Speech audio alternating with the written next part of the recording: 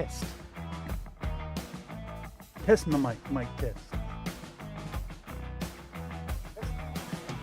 How's this audio? How's this audio? Giving it a listen.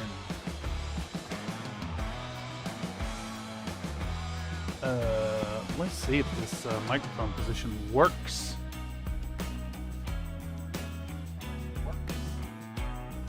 Sounds all right. Good levels. Latency's a lot better today. I hope it stays there. We're going to try this tonight with the ultra low latency settings. Let's transition on in. It's like a 3-second delay or something between live. Like a 3-second delay or something. Yeah. Between live. Sounds about right. Yeah. Music's all right. Sounds about right. Music's alright. Try pushing in this mic some. Can you hear me still? Can you hear me? Can you hear me? Still, can you hear me? Can you hear me? How about we talk real quiet like? It's all right. Try not to shout in your ears too much.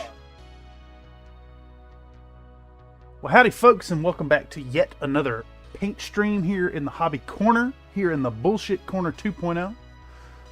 It's your boy. God, the cringe is real. The country boy in the big city, Cameron, presenting once again for Country Fried Minis. We're gonna try to paint up these Catgirls today, get them done. Should be a fun time. See if I can't like get them working. This camera don't wanna focus. See if I put a brush in there. Does it start like actually trying to focus? Yeah, a little bit. Not the worst. Oh, this brush is crusty. Let's get it moistened up. Anyhow, howdy again, folks. We've been going hard with the painting sessions. Back to back to back to back. Going forward, I don't think we'll necessarily be streaming every day like this, like I have been. But this is a big project. This Hunchback is eating up a lot of time, and I want to get it done so I can move on to some other projects. Last night after the last stream, I went ahead and added the green panels on the top of the legs and the top of the shoulders to match up with the first Canopian brigade.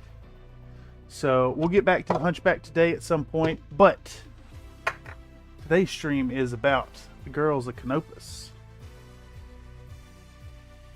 And by the girls of Canopus, I mean the Catgirls of Canopus. Nicopus? If you recall from the last bit, we went ahead and went with 3 different tones, 3 different flesh tones among the group, and did just a simple highlight with what was the color we added in? A little bit of pale flesh, I think it was. Just a bit of that. Went back and put on the old the green on the shoulder pads. I found out that the 2 girls for the gun have an option for something on their like satchel attachment, so I haven't printed those out yet. I'm going to put them on the build plate tonight, and we'll end up painting those off stream. But yeah, I think we'll get to starting on these and get to finishing them up. You can decide on a weapon color. I think we might just go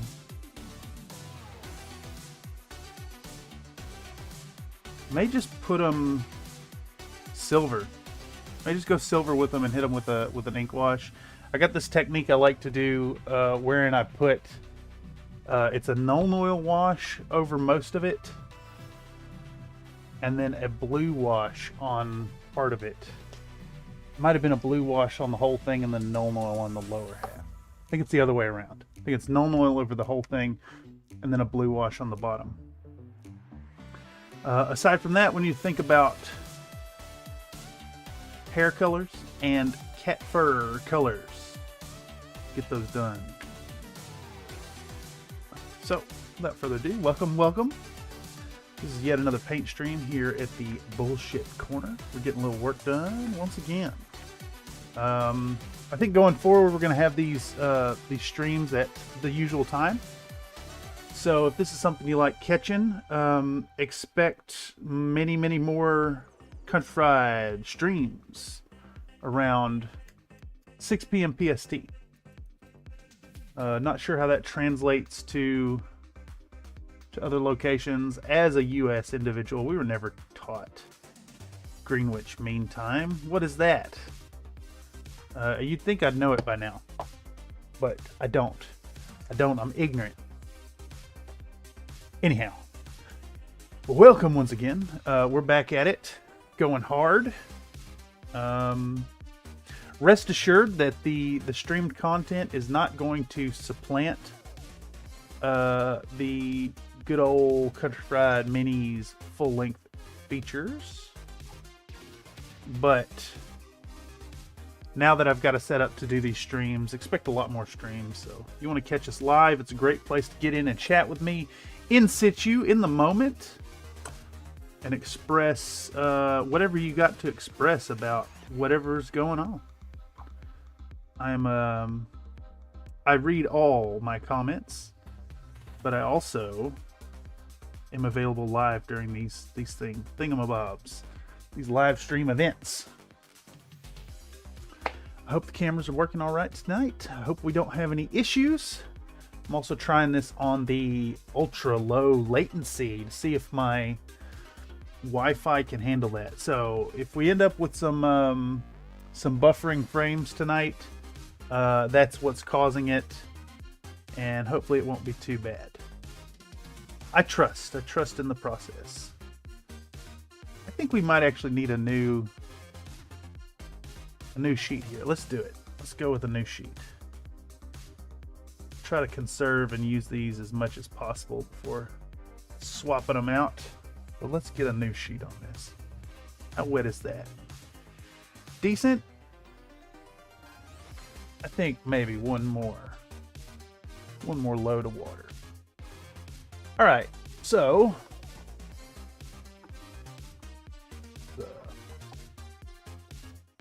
I'm loath to use these up, but I love the effect when you put a new piece of parchment on the wet palette.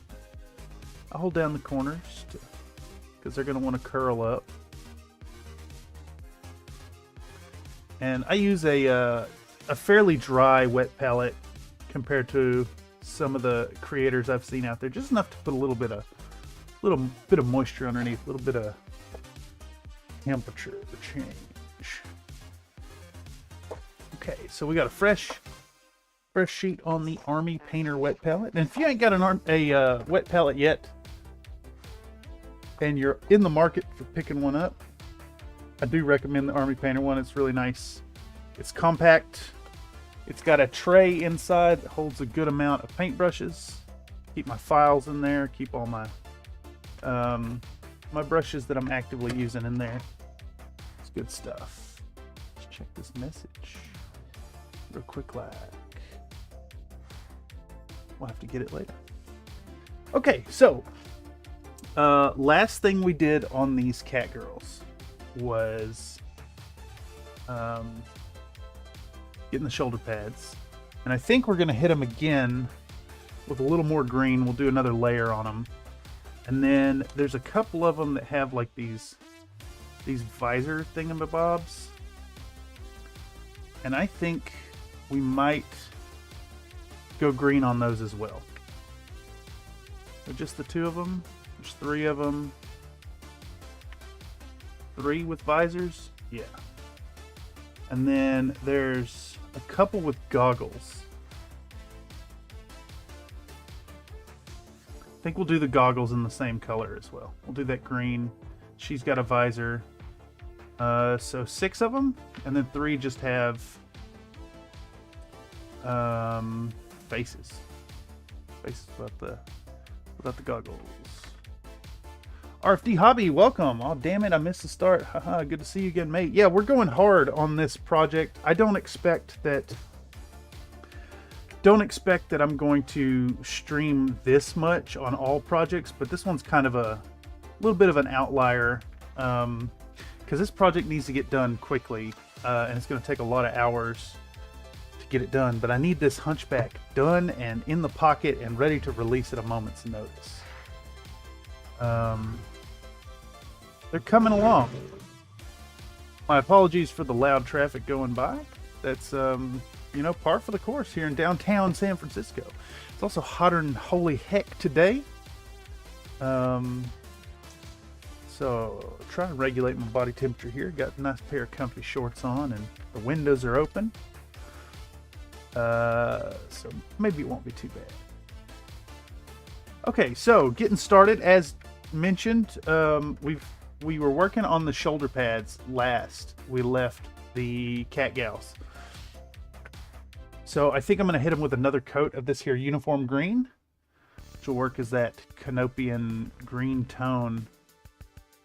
And then it's going to go on the shoulder pads for a second thin coat, and then we're going to do the visors. And there's a couple of them with goggles. So same on the goggles here. And then the pilot has a helmet in her hands. And I think that's going the same green. Yeah, we're gonna go full green with that. It's got like a visor that'll be a different color, but I haven't yet decided on that, and she'll match the mechs or the mech. The artwork has like a golden brown type, beigey brown gold color. Yeah. Without further ado, let's go ahead and get rolling on this. I think I might need to record working on the green for the video. So we'll set this thing up. And get it going. Again, I was mentioning a bit earlier that I'm trying this stream out today on the ultra low latency setting. I was a little concerned that it might be too much for the Wi-Fi, but we'll see.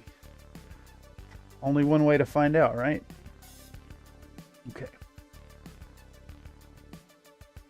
Let's get this phone set up and in position. Set it to Pro Video.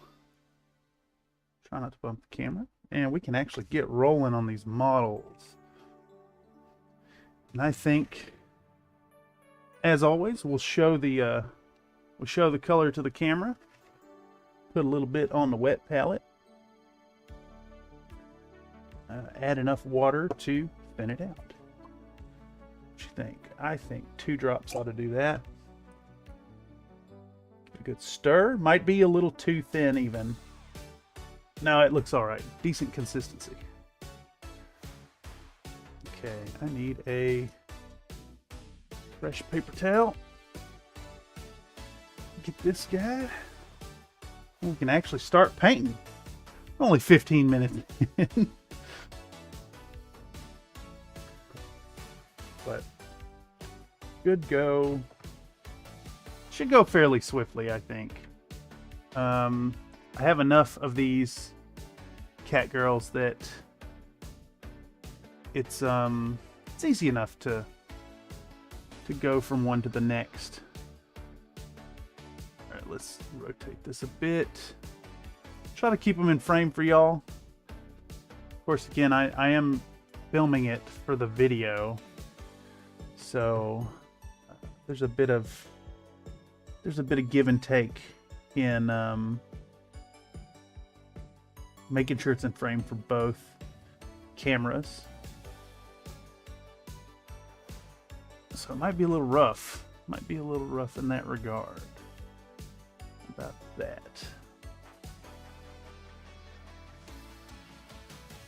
I'll do my best though. Kind of juggle back and forth between checking the monitor, checking the video capture, all that good jazz. And actually, I think maybe instead of stressing about the feed over there, because it looks like the model's still on camera for the most part. Let me get this shot and then I'll move the webcam to a better view. Anyhow, hope folks are doing all right today. Hope y'all are staying cool in this heat, or warm if it's cold where you're at. Hope that things are nice and comfortable and you're enjoying your day. It's always a good day when you get a little painting in, even if you hate the painting process. That is, so long as you remember to be happy while you're painting. I think there's something to that too. Like, happiness is a frame of mind. It's really like it's a choice. Sometimes when the world's got you down and you're stressed about your bills and you're having a bad time, you got to turn that bad time into a good time by choice. Easier said than done, of course. But always good to remember that it's well within the realm of possibility.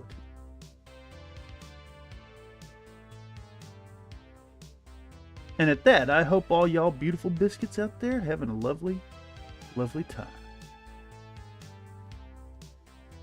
Alright. Looks like I got this out of focus a bit on my filming. Editing, coming to the end. I'm feeling good. Yeah, RFD Hobby put out a fantastic update just a couple hours ago. Should have some fun content coming out real soon. Y'all are finding this video via the algorithm. You're here now and you ain't already checked out RFD Hobby. Make sure you go head on over to that channel and give it a look, and watch out for new stuff coming out real soon. It is really cool. Not gonna spoiler it for you there.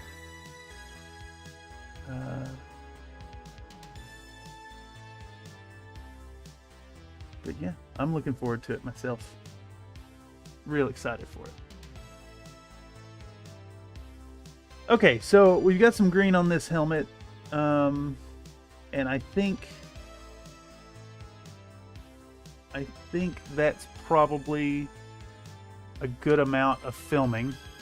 Let's see, that's 4.5 minutes worth of clips, worth of a clip for the video. It's going to be cut down to like 20 seconds anyway. So let's bring it on in, and let's see. If I put the camera more this way, rotate it around some, I think might be able to see what I'm doing a little better. If you're kind of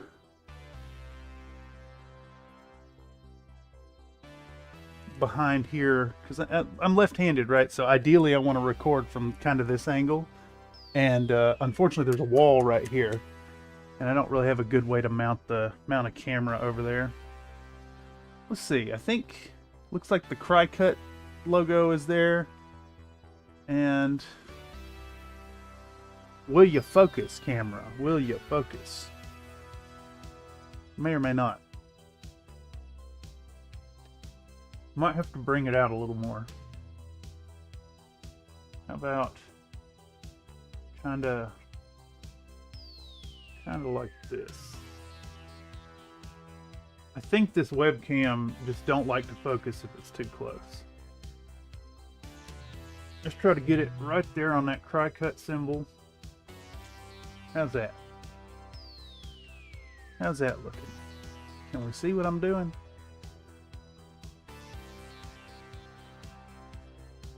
Do I need to be up more like that? That would bring that down. Okay. That seems alright. It seems decently in frame. I'm going to work with it. And this girl's just getting green goggles. We'll go back and touch up the lenses at some point. Hopefully it's not too blowed out. The white definitely does a number on trying to film it.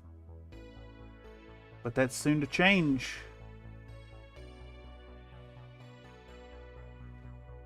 Very soon to change. Alright. Real simple stuff.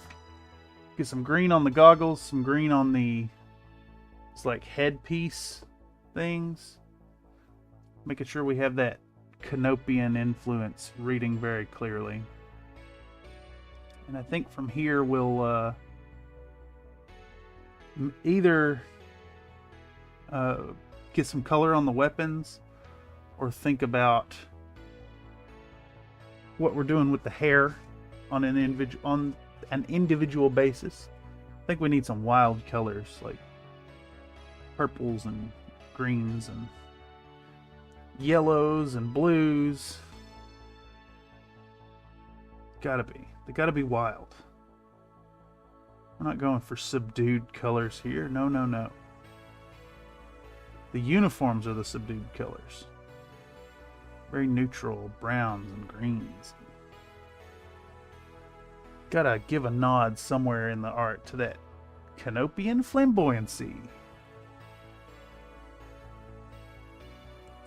Anyhow, if you're just joining us now, we're starting out the work on the Catgirls today by getting back to the green on the shoulder pads and goggles. It's, the color scheme of the first Canopian Brigade is like it's a dark and a light brown, and then it's a dark and a light green, and I guess that shows up most on the Hunchback itself. But I want to kind of tie it in with the infantry, and we went with a real simple coloration if you ain't seen it in that first Catgirl episode. We went with, what was it? Hardened leather by the Army Painter Speed Paint, and that's on the like the armor panels. And then we went with snakebite leather for the fatigues. And ended up putting Crusader flesh over the skin, and it looked really bad with the zenithal. So there was a whole thing last session about getting the skin colors right.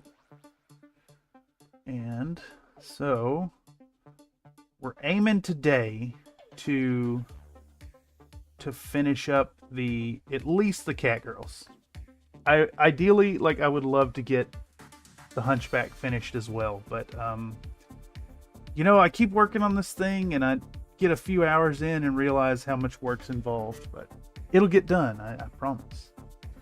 And we'll have a fun video to come out to celebrate certain Hunchback video that's coming out on a certain Battletech platform.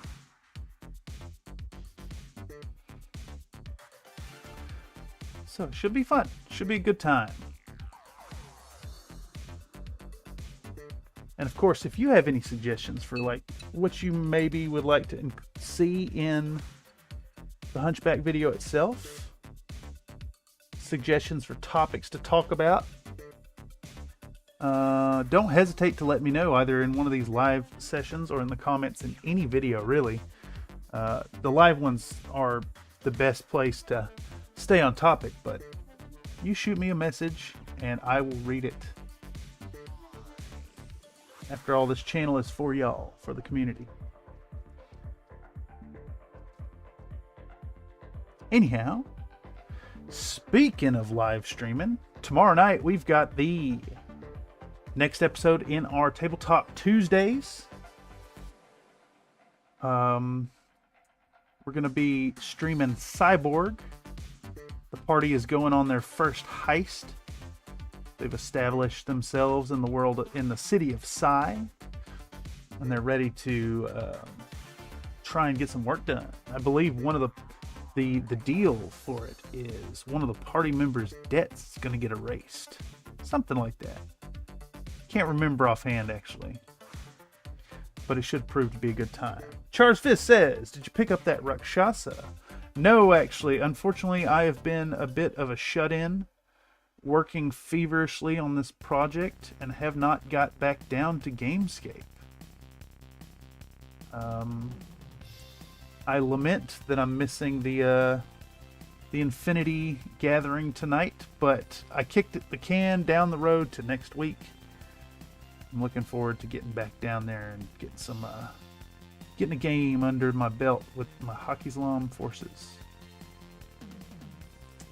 So unfortunately, no, I didn't pick up the Rakshasa, though I'm looking forward to picking one up. Whether I get that one or if someone snags it and I have to order one, I think a Rakshasa would be a really fun paint up.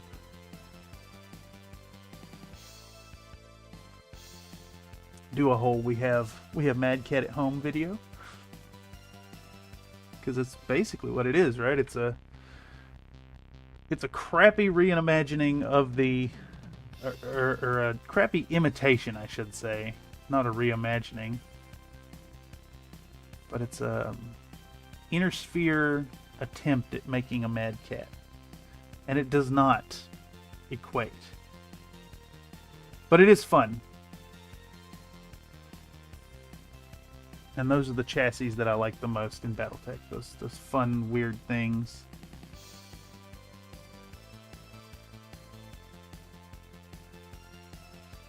I mean, you know, you could always bring Clan Tech and just win, right? Or you could bring silly stuff and have your opponent laugh as they get shot because they underestimated your bizarre chassis you chose. It looks like it's made of cardboard. I love it. It does indeed look like it's made of cardboard. The angles are just... they look a little out of place. Looks like this model don't want to really focus, so sorry about that. This, I wish there was a way to get a little more control over the focus on this camera. But... alas, it does its own thing, kinda. I suppose you'll get some of this in focus. Alright, anyhow. We got green on all these girls that need it. I think these two don't really have a spot to get any green.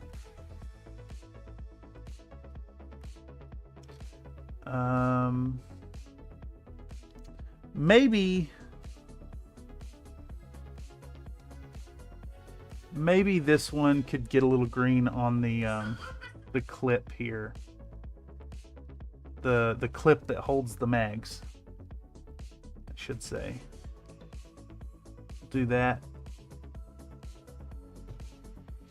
Get some green on there, tie it in with the rest.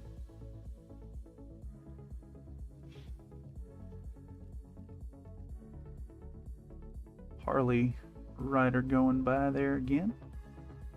I wonder how clear that is on the mic.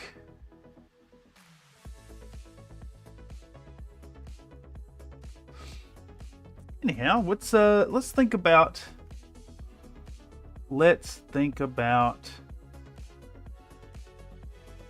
a question for the day. I picked up the crappiest Ironwind Banshee 3A I could find so I could act dumb at the table. I love the BNC 3E, unironically so. I think it's a really fantastic platform to give it high piloting numbers and then charge it in like a Wayland Banshee and rip them apart with punches to the face. It is a 95 tonner moving at what is it, 4-6 movement. The Mike Tyson of mechs. I love it. I'm also a fan of the what is it, the CHG 1A charger, the really bad one with the array of small lasers. But who cares about the lasers? You're putting all your points into piloting and you're rushing in and pummeling your opponent. It's really easy to underestimate the damage of punch attacks, which have a 1 in 6 chance of hitting the head. So you stack those up and good times are had. By you, not your opponent. Okay, so we've got the green on the goggles. We've got the green on the shoulder pads. We need to think about, well, for one, need to think about a pole. I also just realized I'm logged into YouTube as not myself. Not Country Ride Minis. Let me switch over. This way I can put in a poll. All right. Let's make a poll for the day. Start a poll. Who's the best? Who's the best IS brawler? BNC-3E Banshee? Or the CHG-1A? Is it 1A or 1A1? Charger Sarna. 1A1. 1A1 Charger. Strictly fisticuffs. Ask community. That'll be the poll for the day. Only 2 options this time around. There we go. That's for folks who come through. For those of you who find this live stream by the algorithm and can't participate in the live choice in the poll, toss it down in the comments down below if you have something to say about the BNC-3E Banshee or the CHG-1A1 Charger. If you have any fun stories about these awful mechs,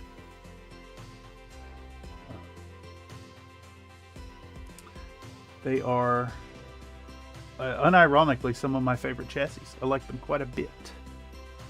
And speaking of the Charger, if you like the Charger and you ain't seen the Tex Talks Battletech video about the Charger, highly recommend. Big recommend. Go check it out. Really fun ride. Always a good time over there at the Black Pants Legion. I want to have a fun story with it. Well, that just means you need to start taking some. I was thinking of doing like I had this Lance idea for 3 Chargers, and you put a gunnery 4, piloting 3 pilot in each of them, excuse me, and then you lead it with something like an Annihilator or something that's just really good sniper, big heavy mech that does a lot of shooting. You park that bad boy up on a hill and charge in with your fisty boys. What's next on these girls? I think it's time for a little bit of Baylor Brown, maybe.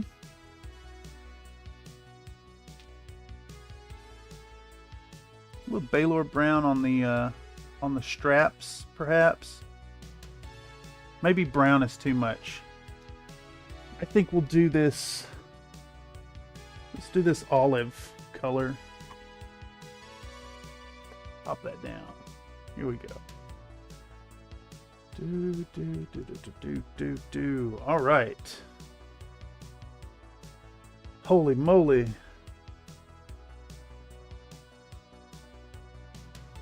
Sorry. Looks like the Discord is popping a little bit. Another Nate. Woo, made it. Welcome back for another installment of painting on these models. Definitely want to take a moment to thank y'all for being here. I don't necessarily think I'll be streaming as often as this like everyday business I've been doing lately, but definitely going forward, keep an eye out for this time slot, this 6 p.m. PST. There'll be a lot more paint streams and a lot more workflow sessions where we do the editing on the videos for preparation as well. And for those of you who are finding this via the algorithm, want to join up and see what's going on more directly with the community, there's a Discord link for you. We talk a lot of talking about Battletech as of lately, but expect some other stuff. If you want to come in and share your models or your stories or get involved, maybe even get in on a community stream at some point, check it out. We'd love to have you there. Plus we have biscuit-based emojis. Anyhow, I think next step, we're going to use a little bit of this olive drab. I think that'll be a really good color for the straps and bags and whatnot. And they should provide some nice contrast. I was going to go with Baylor Brown, but I think the contrast will not be strong enough since I've already got, you know, 2 brown tones, and then they're all various shades of brown and Caucasian for the skin tones. I still haven't quite figured out a nice black skin tone. I have a fun model with a good one though. It took a lot of experimenting. Love doing tank colors on girls. Call that painting a tank girl. He likes to take charge. Call it a tank top. The lance I'm doing is all old models. Banshee 3E, Hollander, Javelin 10N, and Orion. M something. It keeps hiding M. Orion M. Okay. All Rasselhog paint with green to start sky job. Fantastic. I'd love to see it in the you swing through the Discord, post it. Folks would love that. I would love that. But no pressure, of course. Hope y'all are finding time to get some hobbying in. Let's see. Small brush or fat brush? Small brush, fat brush. I think it's still just fat brush all the way. I get so much work with this it's a Princeton 3 round. It's a really good brush. Been doing the job. Been working really well. Anyhow, let's see if I can't get this model in frame for both the film and the... I don't know the Discord. Is it the GOB one? Oh, no. In reference to the Country Fried Minis Discord, the Games of Berkeley one, there is a Battletech group there, so I'd see it there. But I tossed a link in the chat to sign up for the Country Fried Minis Discord channel.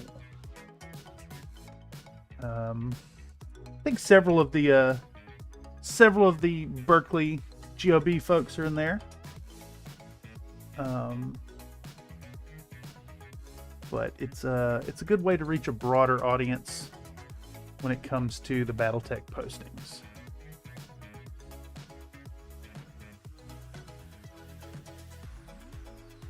Anyhow, no pressure to join, but if you'd like to, the link is there. I think I may have put it in the video description as well, for folks who found this via the algorithm and don't want to scroll back through the live replay chat. Working on building a little community there so we can do some community stuff. In fact, I'm wanting to put together a community feature. If you'd like to get your mechs featured, shoot me a message. send me some pictures. Hit me up. Like to start featuring community paint ups, maybe at the end of videos, or like a commercial break or something. Something like that. Do fun with it.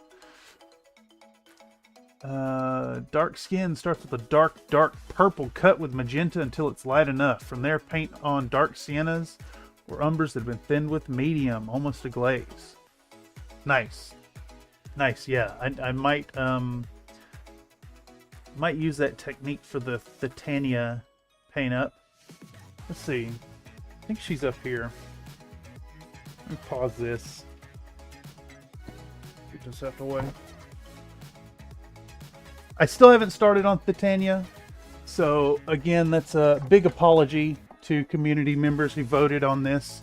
But other projects have taken some priority, but we're gonna do the pinup episode with Titania the Barbarian. Lots of skin. We'll be talking about glazing, painting these scars. Should be fun. This mech was by. This model was by Twin Goddess Miniatures, I think. She's 75mm sculpt. Should be a lot of fun. She's got some really deep cuts from her pose, like here, and the musculature in the back. Should be a lot of fun. But that's going to be a video on pinups and why you should maybe paint a pinup and why they're okay to have in your collection.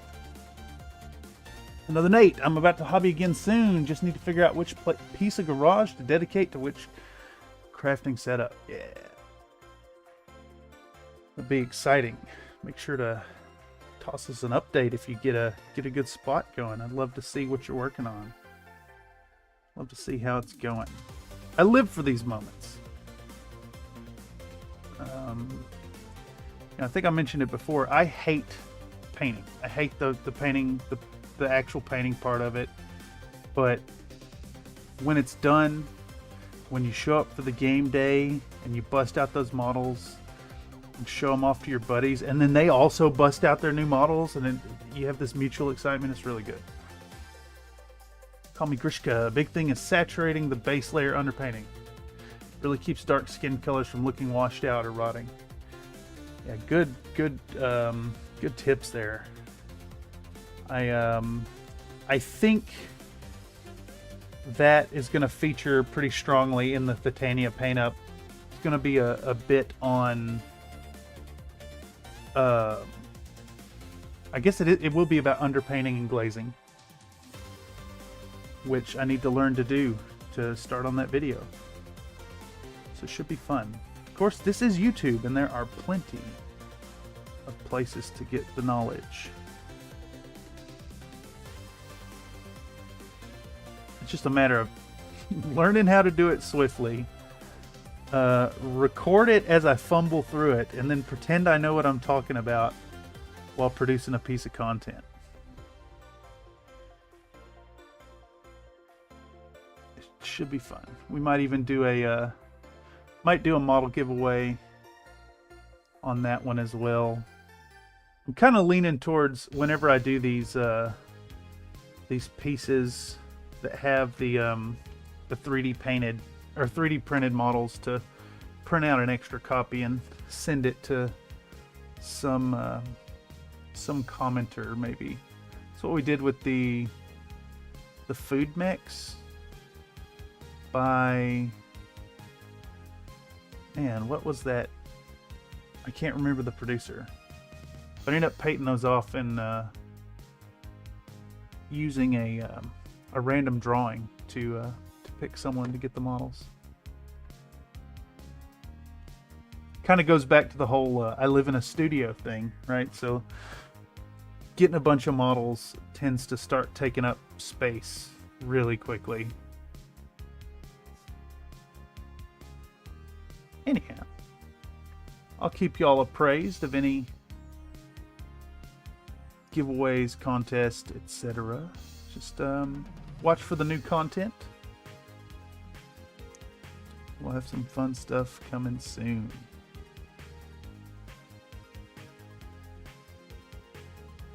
Anyhow. Love the Krabby Gaddy. That was a really fun model. I have the STLs still, of course. So I might ought to bring some extra ones whenever I go down to Games of Berkeley. Okay. So we're getting this olive drab down. Seems like a nice desaturated tone that kind of blends with it. Sent those old models to the Discord. Hell yeah, I'll definitely... well, shit. You know, I don't have a way on this computer set up to send it on over to feature them on the stream, but whenever I'm doing the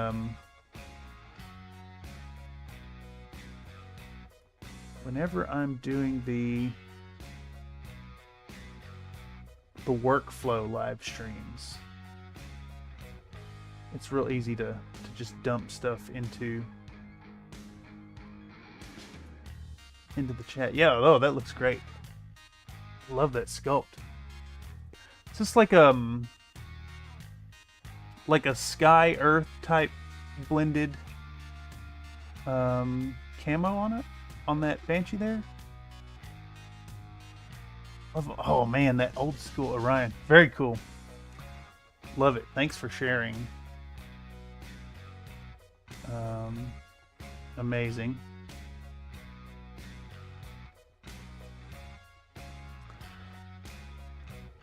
Oh, heck yeah. Keep us updated as you do more work on them. I'm a big fan. Big fan of those old, clunky, fun chassis. And the Hollander's one of my absolute favorites.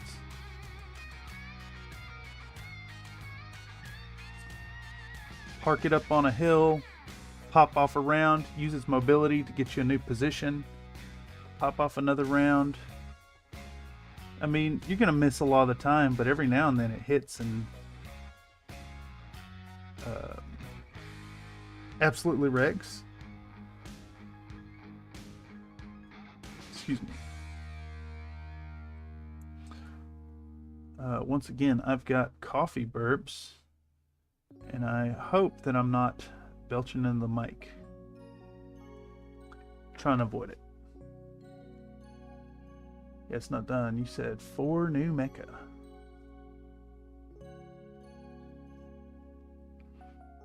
Four new mecha.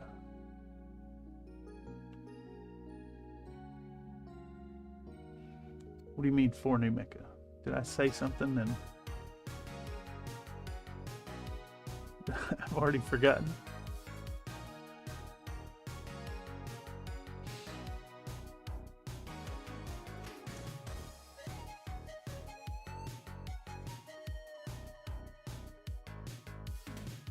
All right, here we go. Olive drab on the straps. Olive drab on the straps.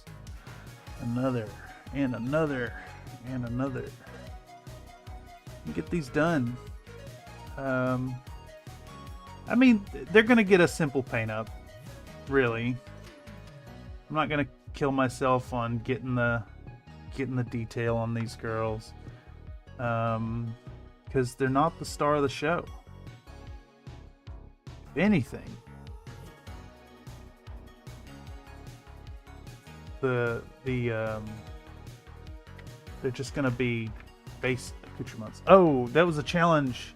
If I get to go to GOB on a Sunday sometime. Yeah, absolutely. I'm wanting to do a community spotlight video for Games of Berkeley, for our group there, and show, just like if people have mechs they want to show off, then I'd love to feature them and put them at the end of a community post video, community update, or spotlight. I think that's what it is. Community spotlight. I'll paint up some new mechs for next month and get some pictures of people's stuff, and then we'll put them in the put them in the video. And if folks want to like introduce themselves, they're welcome to, or just the models. Either way, I think it's only appropriate to do like a piece of content talking about the local group, because you know, if you you find yourself in the Bay Area, you're hanging out, and you're here on the third Sunday, come on by Games of Berkeley, bring you $5, come play some BattleTech. I think between us, there's probably 200 painted chassis for you to choose from. You don't even need models. Just come on down and meet the guys and gals and roll some dice and have a good time. If you do, expect to be graded impartially. Yeah. Call me Grishka says, does the Hunchback got a name? It does. It's the Canopus Traveler. She is the same reference to my Neuro helmet. It's the same reference. I've been there 3 times and only got to play once. No way. I did hear that it's been getting packed as of lately. I hate to hear that you showed up and didn't get games in. It's unfortunate. I missed last month, so I didn't catch them, but I did hear that it was pretty busy. Okay, so from here, what's next? I didn't have time to play. Oh, okay. Well, definitely cool to hear you swung in and expressed your enthusiasm for the game, for the community, stopping by even when you didn't have time to game.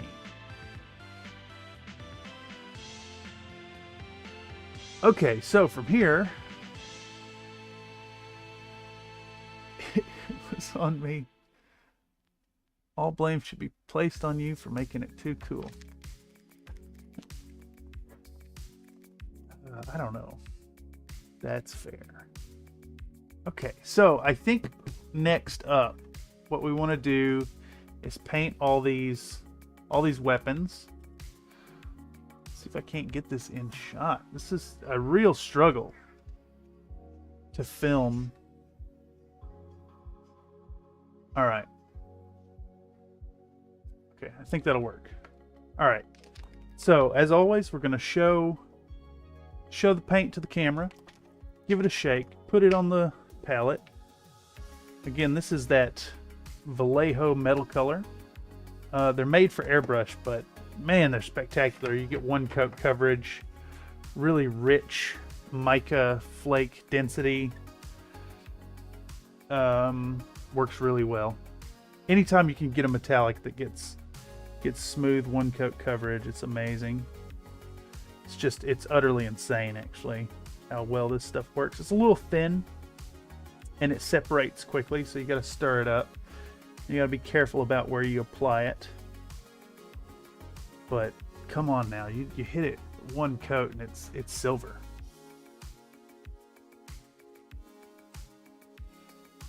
So I think what we're gonna do on the guns is just real simple silver coat. And then I'll hit it with Nuln Oil to develop the recess shading. And I have this trick I do that makes weapons look neat. Just where I'll make a real thin blue wash. And I'll put it on the lower half of the weapon. I don't know if it has any like real world equivalency, but it looks neat. And that's what we're going for. Okay. Again, sorry if this is out of frame, but part of the focus is to film this for the upcoming video. So a lot of the time when I'm not in the frame for the webcam, it's that I'm getting it in the camera.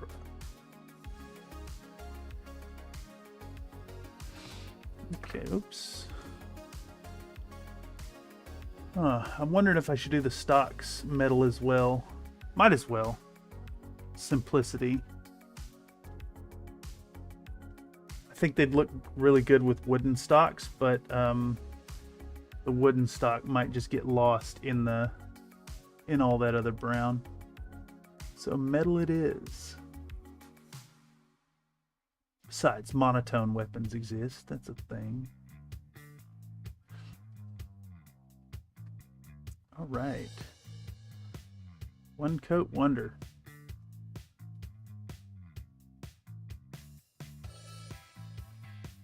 I mean, I'm thinking back to all the times I used GW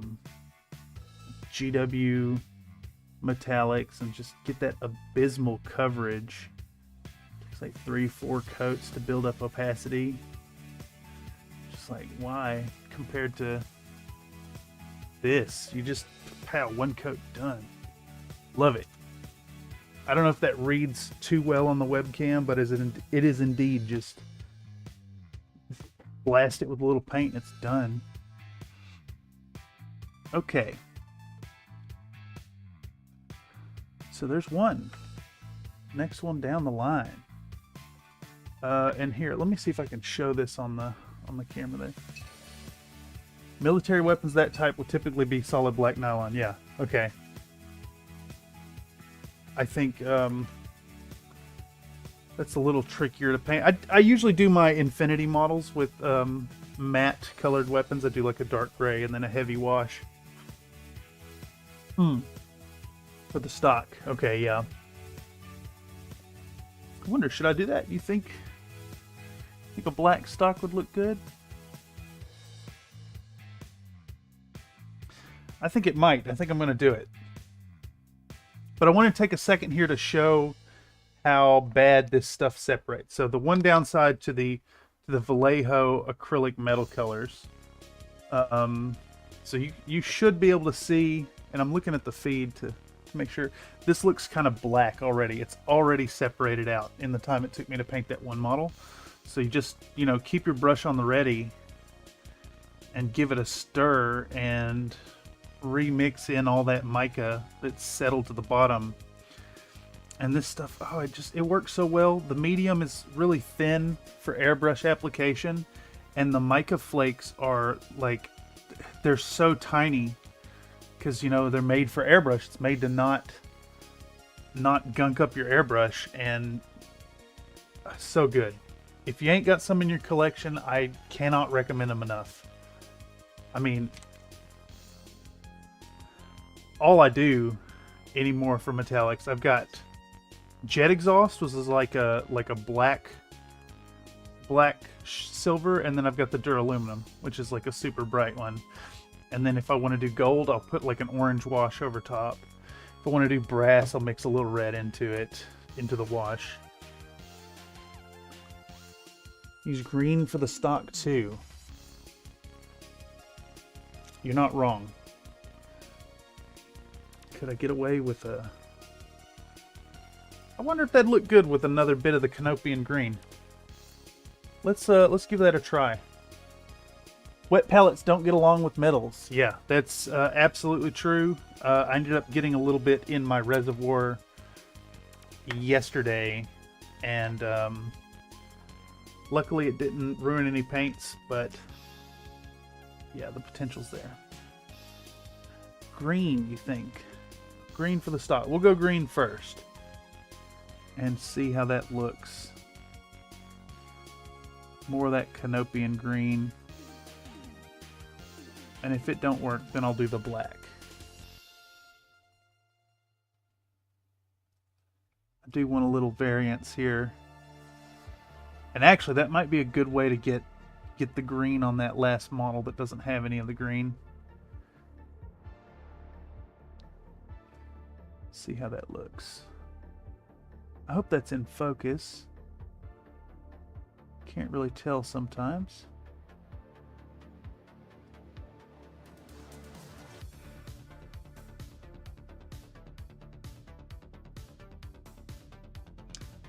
Yeah, I think I kind of like that. I think I do kind of like that.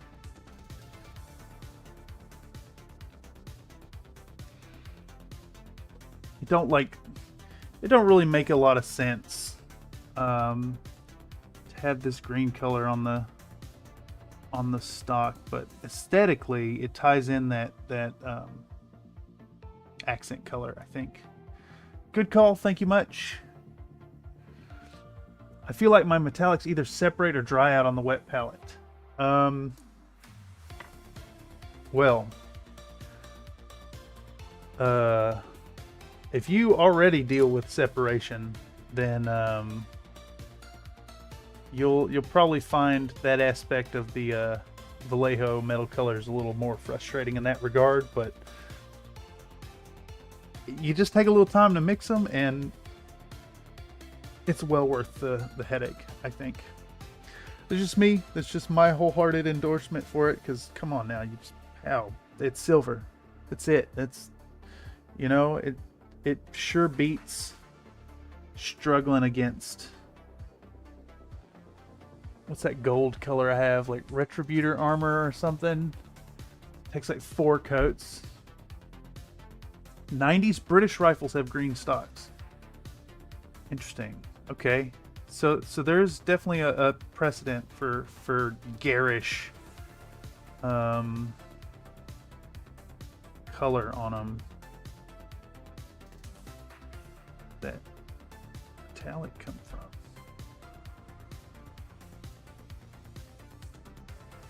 I think it's gonna look fine though on these.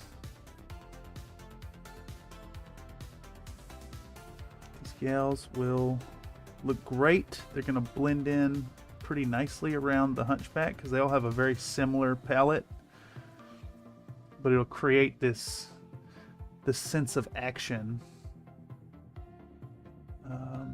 cementing the Canopus traveler in a scene rather than,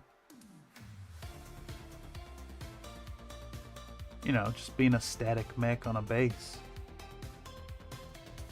And I know I put base in the title yesterday, but unfortunately we didn't get to it. We shall at some point.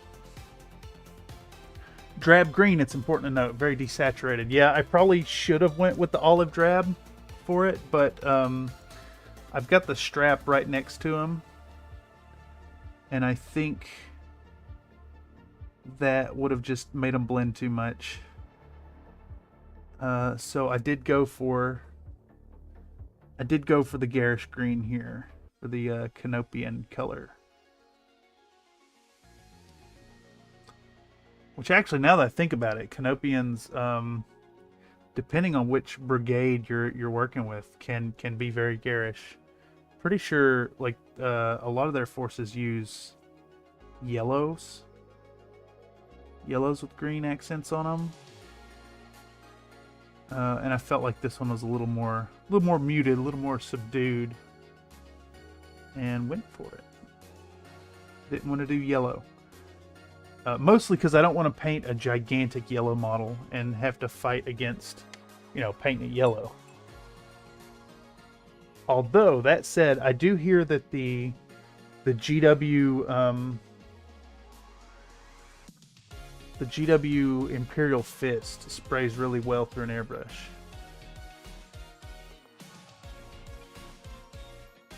Well, you're not building an Earthling from my childhood.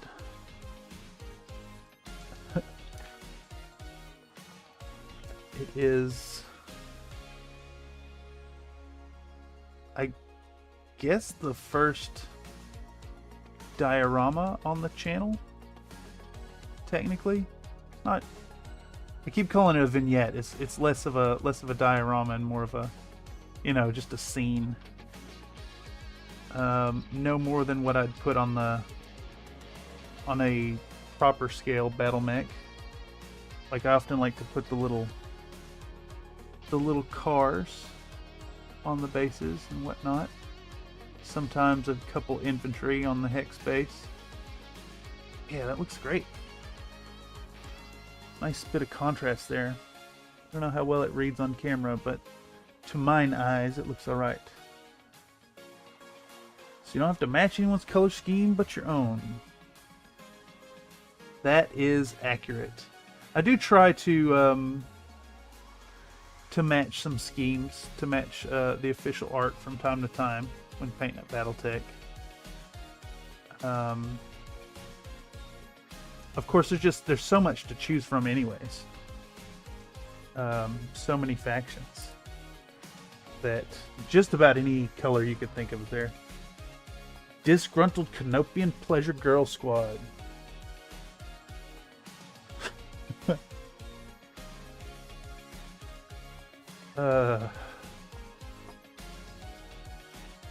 They've changed professions to working with death instead of pleasure.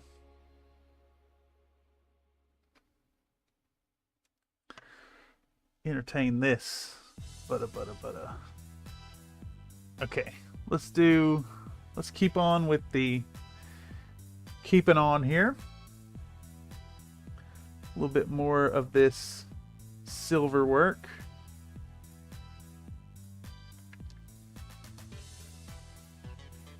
These girls are getting closer and closer to done.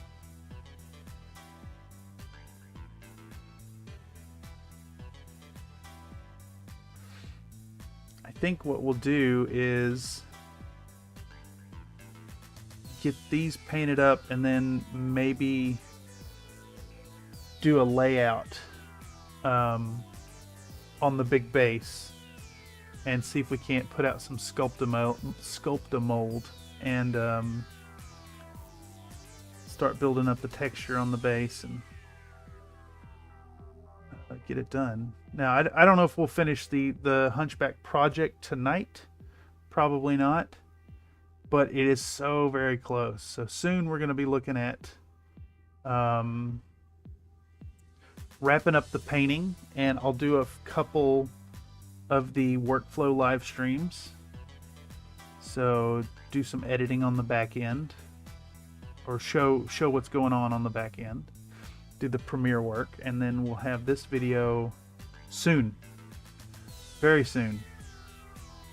Though, like I said, I'm waiting on the release of a certain video before I put this one out, as per the discussion regarding the production.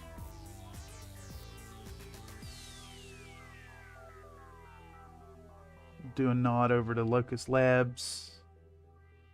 Maybe I think I might print out a couple of these, not this size, but a couple of the actual scale Hunchback kits, and send some out to subscribers. And then maybe, I haven't yet decided if we're gonna give away the big one or if it's gonna go on eBay. But either way, we'll list it and make it available for people to get their hands on it if they'd like. If I do it on eBay, we might start it for do one of those like $1 opening auctions. It would be nice to recoup a little bit of the investment. Let's see. She took half a roll of PLA to print out. So what's that? It's like $10 worth of material. And then I paid, I want to say $10 for the base. The Catgirl STLs were $25, and then they're probably like $2 worth of resin. It should be a mascot piece at events. Yeah, this one's actually pretty sturdy compared to the resin ones. I ended up selling the Marauder, the big Marauder from the Colin McLaren's Marauder Part 1 and 2. I still have the Urban Mech, which I should probably do a comparison shot, maybe in the Discord or as a community post, showing the difference in size between this massive Hunchback and the 28mm scale Urban Mech, which I thought was big, and it's just like very small compared to this one. Anyhow, let's get a little more metal color on. Oh, I forgot her olive drab there. Go back to that here in a second. This is the model I was mentioning could use a little bit of the green to signify she's part of the same brigade. So yes, thank you for the recommendation to do the weapons with a green stock.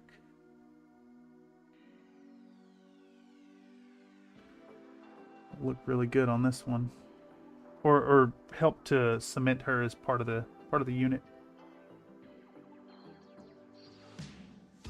For what it's worth, this particular model, this cadet standing at the ready, is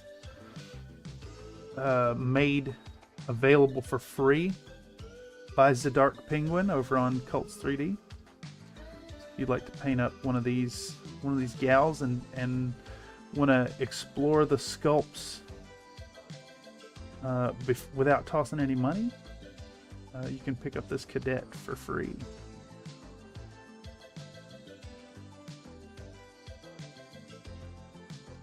I was a little unsure if she'd fit in with the rest, honestly, but it works.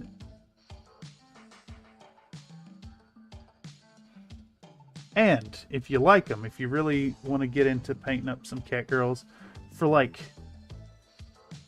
you'll probably spend $60 for all the sculpts available, but between the line, you'd have enough to do a pretty robust Imperial Guard force. He's got like the standard squads, and these would be the, I can't remember what the unit's called that would have the Hell Blasters. And then there's the heavy weapons. There's Sentinels as well.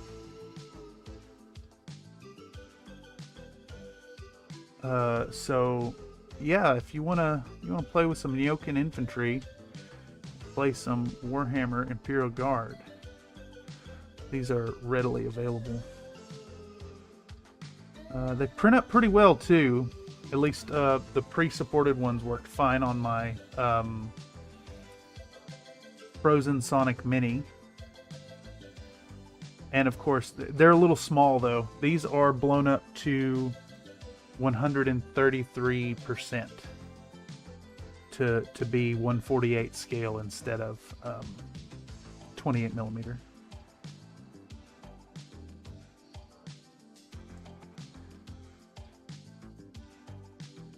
And make her messenger bag the bright green would hint that she's still in training. She gets the color but can't wear it yet. Alright, we'll put a little on there, see what it looks like. And I think a couple of these girls are also going to get messenger bags. I just haven't printed them out yet. And I meant to before the stream started, but I was helping a buddy troubleshoot some stuff and got distracted. And then I got distracted by chimichangas. Had some bean chimichangas for dinner. So that way I'm not pushing through another stream without eating all day. As I did yesterday. Okay. Anyhow, chimichanga's good. Big recommend for some bean chimichangas. Let's get this olive drab strap going.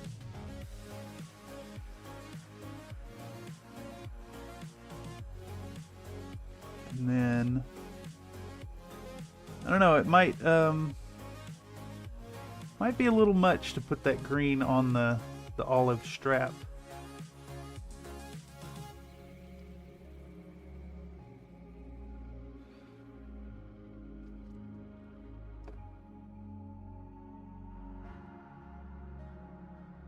Let's see.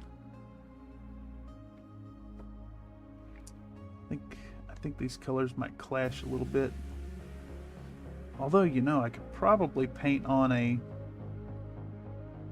magistracy symbol. I could, but I'm not gonna. It's too much work. I was thinking about the yellow panels last night and thinking about rust streaks. And that's what made the Star Wars ones look so cool. Well, along that thinking, I have dirty down rust. So this mech is definitely getting rusty. Let's do a little heat patch on the bag. What do you mean? Like an iron-on?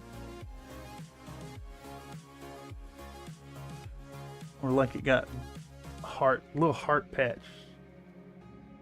Okay, yeah, I'll do that. Sounds good to me.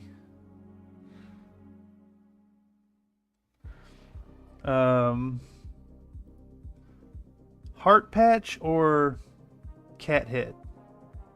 What do you think's better? Little kitty cat? I think it might be hard to paint the kitty cat. We'll let this dry for a moment. Let me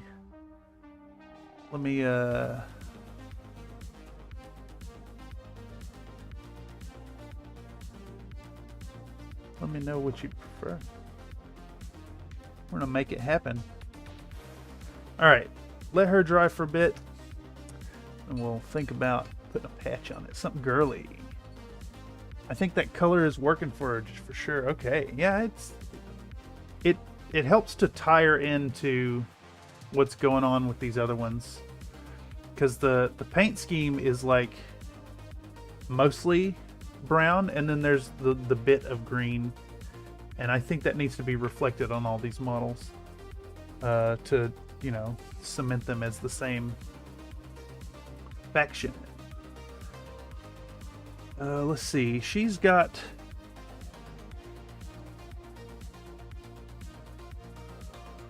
She doesn't get any more green. She doesn't get any more green.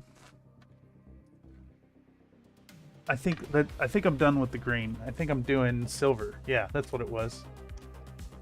Something girly. Something girly. We'll do a pink and red heart. Or a red heart with some pink highlights on it. That's simple. It's gonna look good. Alright. Get a little more metal out. Now this girl, this pilot model, has metallic legs. I think this hose right here needs to be metal as well. Brown, lime, and olive drab were basically the color feeds up into the digital patterns took over. Yeah, that makes sense. See it a lot in like military surplus shops. Keep thinking of olive drab rucksacks.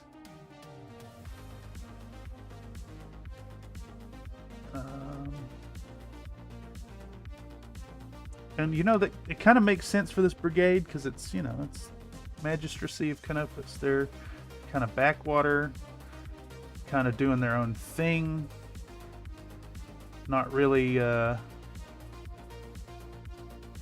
affiliated with the resources, the great houses. It's good stuff.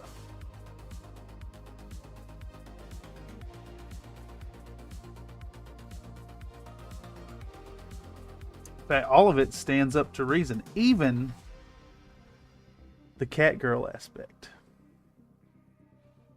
which is just a byproduct of the citizenry of the magistracy of Canopus having access to some of the finest med tech in the galaxy, as well as personal freedoms.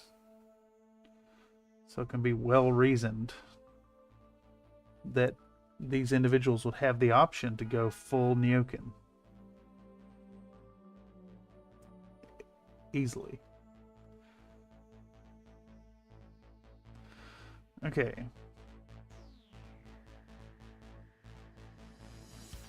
I wonder what reason this pilot would have for going with the prosthetic legs instead of like just growing new ones.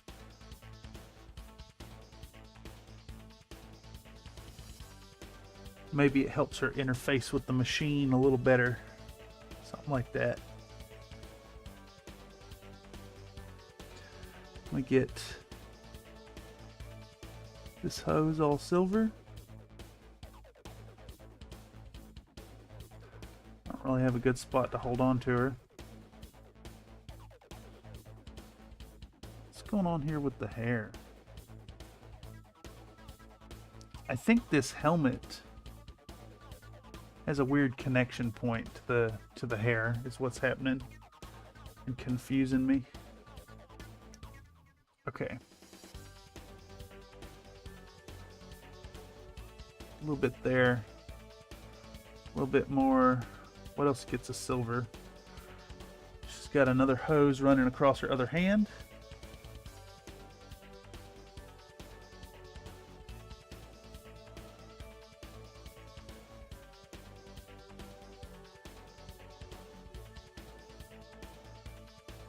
This here gets here.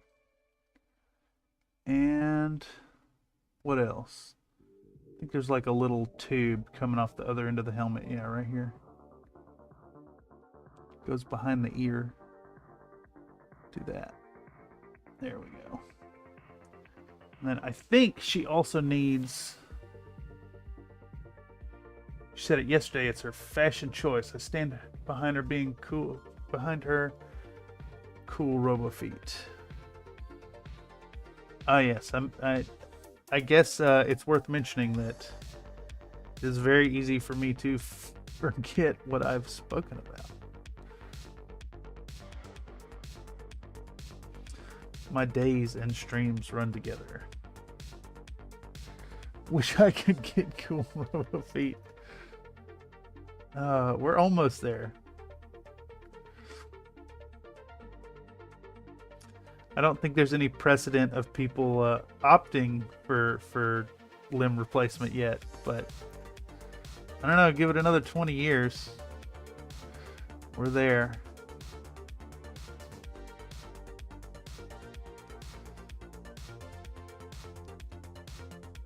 Maybe. Maybe not. Should be able to use the Tink Tink legs in Cyberpunk 2077. I haven't played that. I wanted to, but my computer is just not quite there. When it came out, I still had the 650 Ti. It just wasn't enough, and then I upgraded to a... Can't remember if it's a... I think it's a 1050. It's enough to play some games, but struggles with new stuff.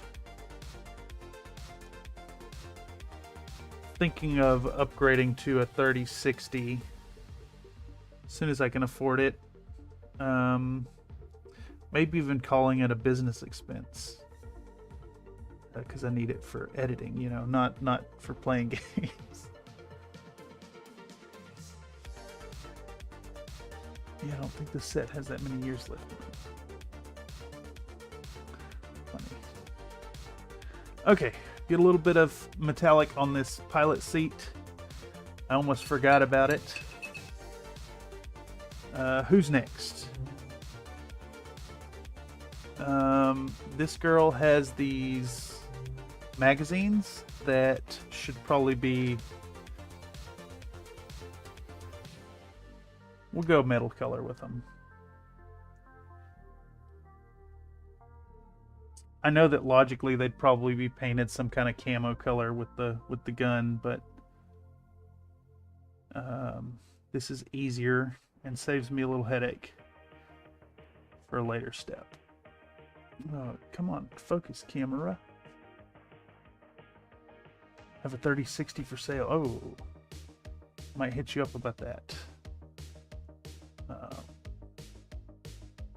May very well have to hit you up about it. It'll be a little while. I get my next like lump payment after the semester starts.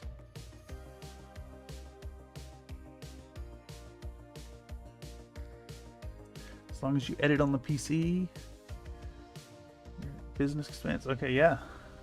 I mean, indeed, it's heck. Part of it is wanting to stream newer stuff with Tech Noir when we do the bi-weekly streaming show. We'll do the we're doing Morrowind right now, so it's still very much like the old man, old game stream. We don't really have a working title for it. It's a little weird, I think, on some level to stream games on a minis channel, but I also reason that every now and then, why not stream a game and then paint a miniature from that game's universe? Tie it all back together. We don't have standard equipment. Everything is different colors. That is an area in which miniature art definitely diverges from reality.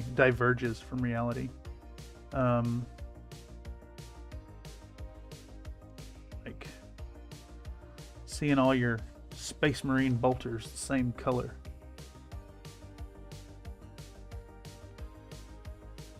All them magazines, attachments, etc.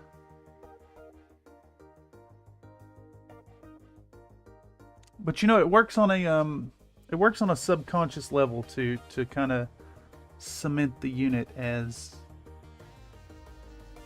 working together. It's all of the same faction. I think that whole concept comes up a lot in miniature art. Like it's far more important to sell the idea of something at a glance than to paint it realistically, I think. The best example I have of that is like fire. So let's say you're painting a flame on the end of a weapon, and like logically, like realistically, the flame is going to be brighter at the center and darker as it gets to the edge, and then maybe a little bit of smoke effect on the tip. But when mini painting, you'll usually paint flames like red and highlight them up to yellow and then white, which is the opposite of the way they'd look, but it reads to your eyes instantly as flames.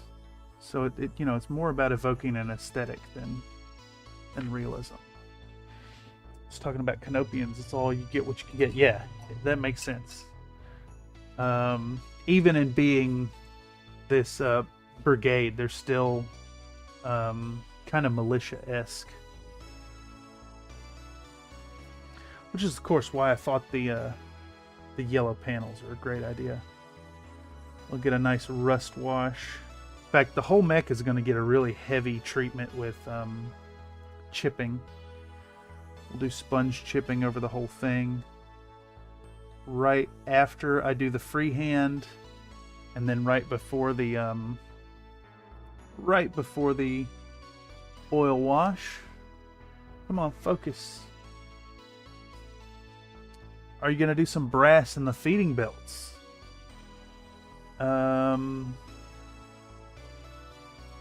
I do plan on doing some brass in the diorama. These weapons are more like they've got these cables leading to battery packs, so I'm thinking like just blue and red cables, and then these mags for the autocannon have brass, and then let's see if I can get some of these. I printed out a whole bunch of, I don't know if that's going to show up, but I printed out a whole bunch of spent casings and shells. Yeah, you can hardly see them at all. But I'm gonna litter these all around the autocannon. They'll be fun. Fun little element on the base. I'm still thinking we'll do like a grassland type terrain. It would make more sense for their fatigues as opposed to my default go-to, which is like a deserty type base. I also want to use my birch seeds, to do some scale fallen leaves all over the ground, just because it looks awesome. Yeah. These are all lasers, indeed. That printer is a cheat code. Printer is indeed a cheat code. I highly recommend getting one if you have the space. If you're going to go entry level, I think I'd recommend the Frozen Sonic Mini. I think they're about $189 for the entry level one. So you need about $200 to get started, and then you'll probably waste $40 to $50 worth of resin getting started. So you're looking at a $250 investment to get started. But then once you do, it's so good, the stuff you can produce. All right, so now what are we to do about this weapon? I think this gun needs some kind of modeled camo pattern on it. So that's what we're going to do here. Let's do a mixture of... Oh, you know what? I'm getting ahead of myself here. Getting far ahead of myself. I have a heart to paint. Let's do that first, because that's fun.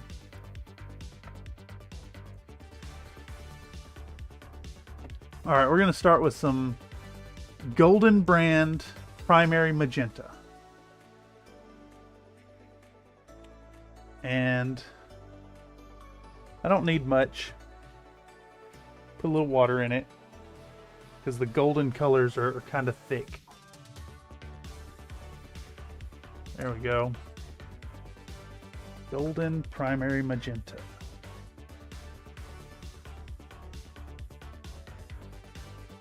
Alright. See if I can get this in the frame. Get a good shot of it. Just right in the middle, I think. Do a little heart. Little heart right here.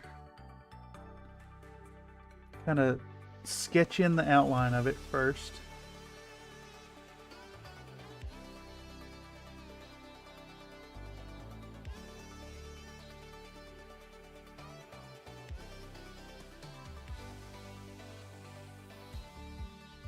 Perfect.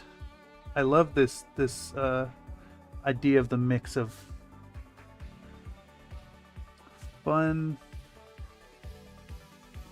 cutesy iconography with combat ready units.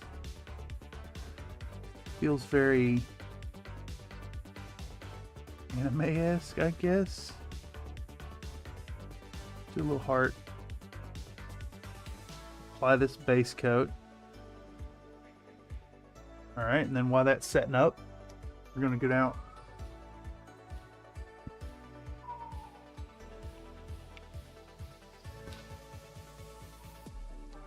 Mottled down the barrel and shiny metallic at the base, showing where from it reciprocating. Ooh, yeah, that'd be a nice little detail to incorporate. I think I might do that as well.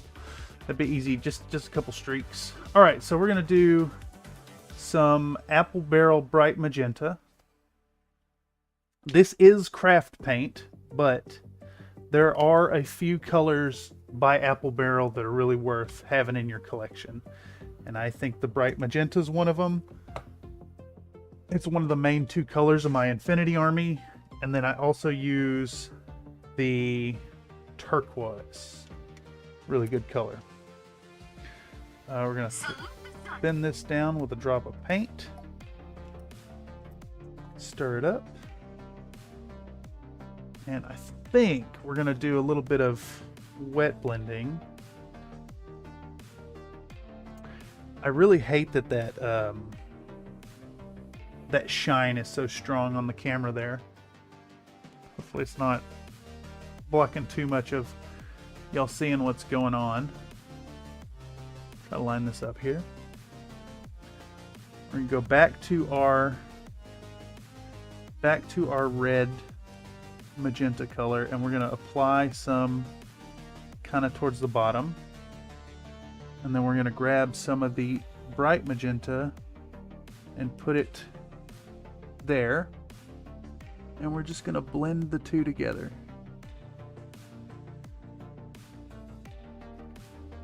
Little cheeky blend. This is another one of those moments where I definitely recommend brush licking here. It's a really quick way to get the paint off your brush and continue working with the colors you want to put down. And you can only kind of half-ass see what's going on there, unfortunately. Just got a little heart, little blended heart on that bag. It's getting blowed out by the light a bit. Fun. Nice little Easter egg on the base. I can look back on it and fondly remember the stream. Okay, so where was I? We're going to... This is why the Hunchback is neglected, and I love it. Yes. I am... It wouldn't be a Country Fried Minis project if I didn't bloat things out of proportion. Let's do an audio test. Sounds alright, okay. We're back to the gun here. And I think what we're going to do is work from a German camo medium brown. So we show it to the camera. Try and get the camera to focus on it. There we go. A little bit of the camo. A little bit of the water. 2 drops. Give it a stir.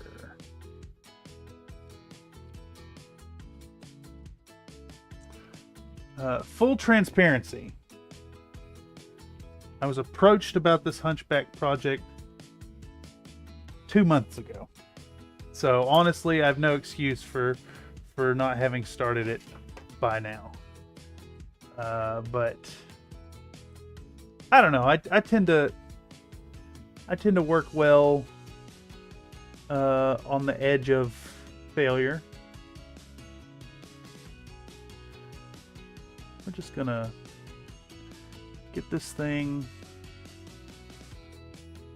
coated. I was expecting that I'd do more with the zenithal on this, but we're just gonna completely ignore it as if it was not zenithally coated. And we're just gonna paint it brown first.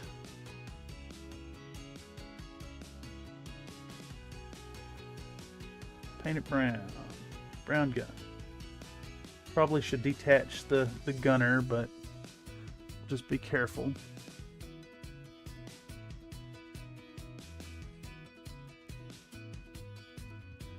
I think we'll leave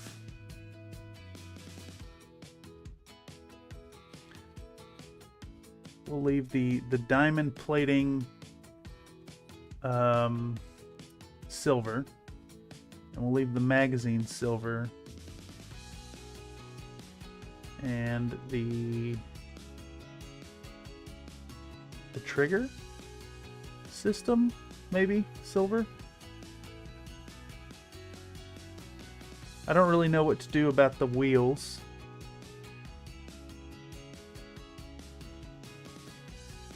Should probably look up some reference material, but I'm just gonna make it up as I go.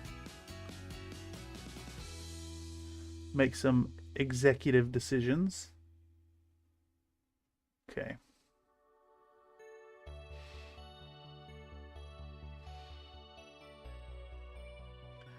Let's get this guy. German camo medium brown. It is a very browny greeny color.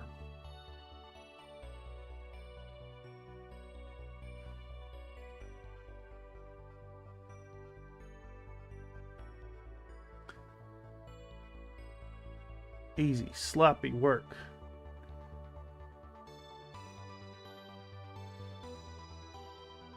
No need to be neat here, other than not hitting the gunner. Come on, focus. There we go. All right.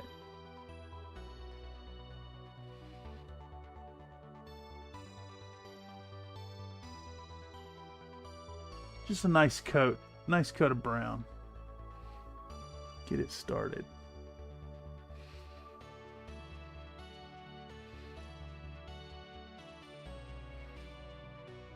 What are we looking at time-wise? We're almost 2 hours in. I think I'm making decent progress, actually.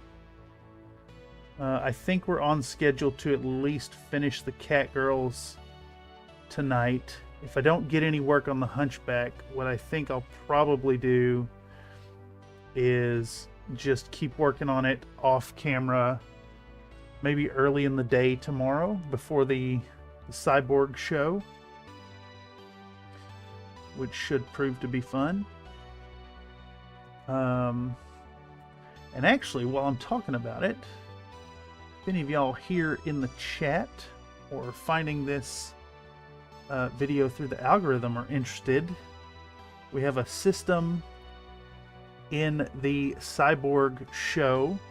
It's the Tabletop Tuesdays, 2 times a month, every other Tuesday, 6 p.m. PST. If folks are watching and want to affect the party, whether good or bad, and they type reroll into the chat, we will re-roll whatever die is rolled. As long as that chat comes through right before the roll happens, either the party or myself will be forced to re-roll, whether it helps or hinders. So that's our Tabletop Tuesday show. Something that I hope will continue to go on, at least while I'm running Cyborg. We might get on some episodes with Tech Noir, running some Dungeon Crawl Classics, but should be fun. Should be a good time. First episode was a blast. It was kind of an episode, session 0.5. It wasn't really a full-on session 0, but it was a bit of a session 0. Introducing the party, getting used to the mechanics. Good time. That is available in the live section of the channel if you want to go back and check that out. It was about, I think we ran 2.5 hours. So a little shorter than the paint streams. But a good time. Further, if that's something you like seeing, at some point going forward in the future, we'll be doing some Tabletop Tuesday streams with the community. Getting community members involved, and we might do some low-level Dungeon Crawl Classics get folks in the chat and see if they can make it as level 0 characters.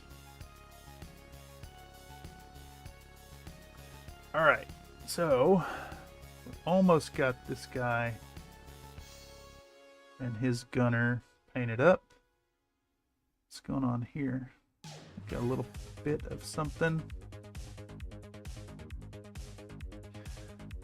I think what we're gonna do, we'll get this camo color on and then kind of jab at it with some splotches of various camouflage colors. I think it makes the most sense. Can't quite get in there. I should have disassembled this, honestly. Whatever. Okay.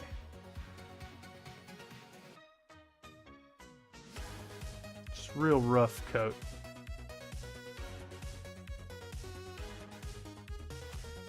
Well, there's one box of assorted bent nails for the recycle bag.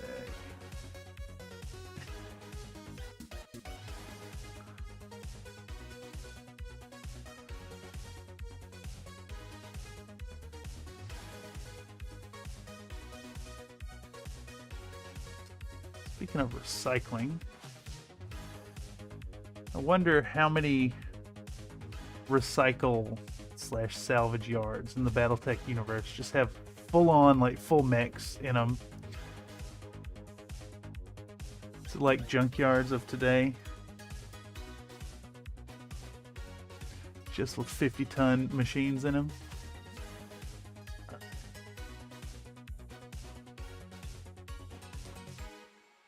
Okay. Looks decent. Decent coatage. A little bit more inside here I need to hit. I guess it's not really showing up on the camera. This one's hard to keep in frame. But I'm just gonna get it mostly brown. Oops, I heard something break just now. Or is it?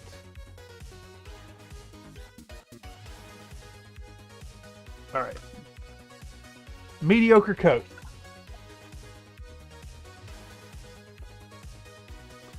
Now we're going to put some patches of other greens on it. And conveniently, I have 2 green colors on the palette. So let's do some olive patches. Just some shapes, just some, you know, just some shapes. About one right here. We'll do some here and here and here and here and here.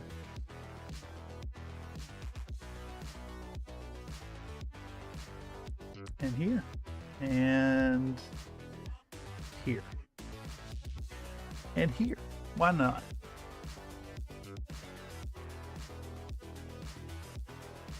This one's gonna get heavy chipping, so doesn't need to be anything clean. Yay, amorphous blobs, yay.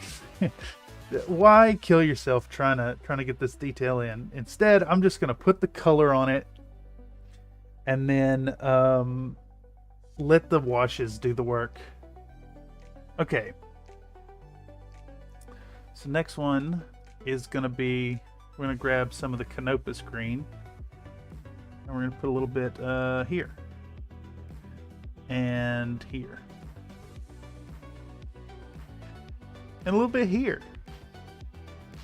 And how about some here? What about on the inside of that panel? And how about on this side of the gun? And maybe down here.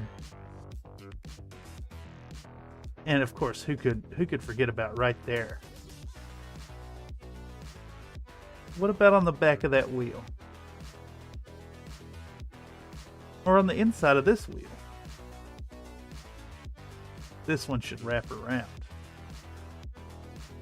Okay. Green. Green's on there. I think now we want a darker brown tone. So let's get out everybody's favorite color, Flat Earth. Actually, it might be not a great color for this. How about, don't I have a good dark brown tone?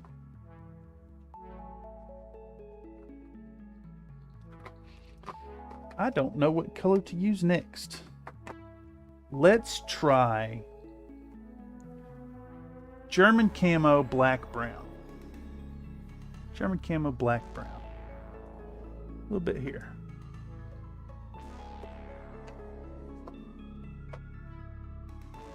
We'll do the same deal. Just pick spots and make an executive decision of where to stick the paintbrush on it.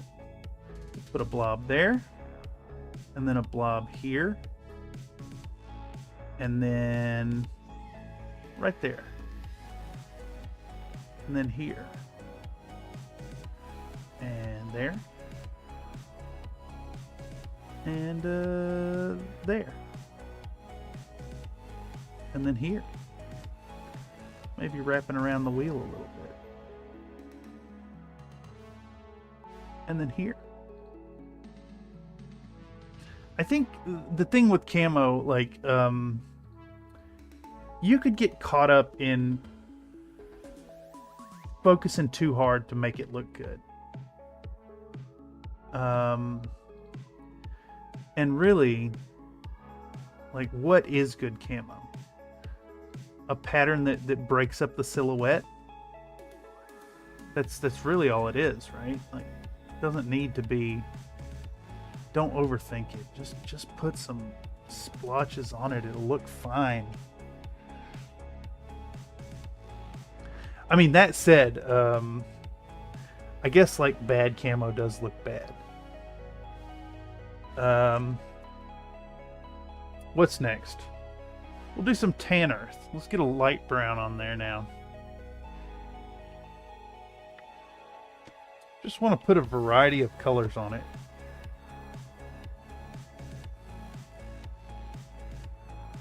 This is still stained with a dark tone. Get that paint out of it. Let's put some, maybe less of this. A little more sporadic, perhaps. Honestly, this color that's happening here reminds me a lot of the camo pattern used by the 12th Vegan Rangers. Also one of my favorite merc factions. I have a small contingency of them. Contingent? Is that the term? Small group of them. I like them quite a bit. Fun camo.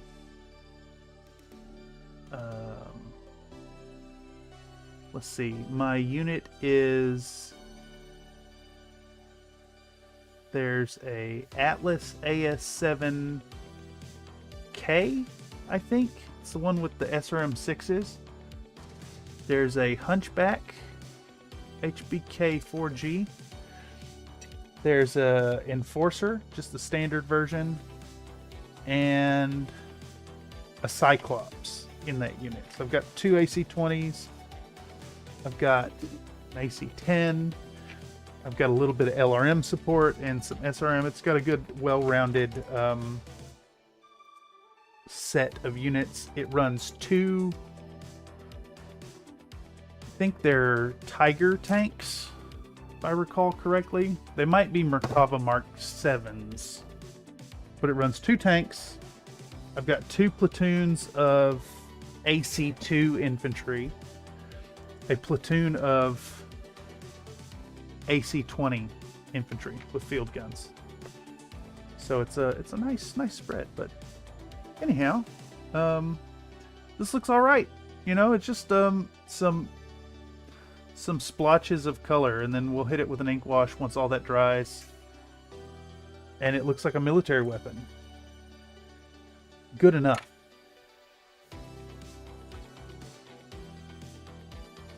Who's next? What's next here? I think it might be time to start putting red on the lasers here, or the power cables. We'll do these power cables next. Yeah, let's do that. Let's start with a little bit of Mephiston red. Make some headway. Not going to use that magenta red from Golden. I don't think it's a great color for it, but let's do Mephiston red. Get a new paper towel.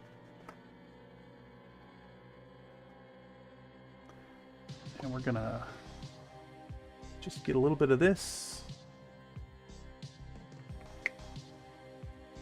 And a single drop of water.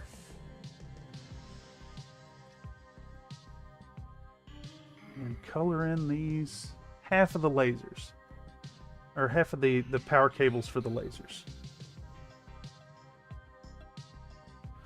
Alright.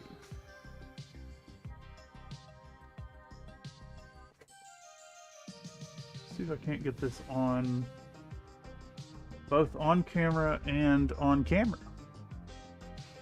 That's right there. Can y'all see that? I think it's close enough. We'll do one cable in red.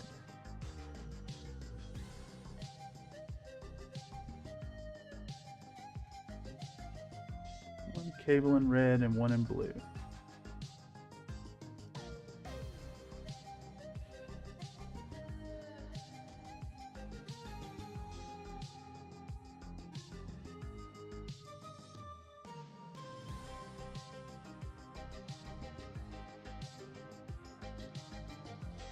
And then some of the girls have like a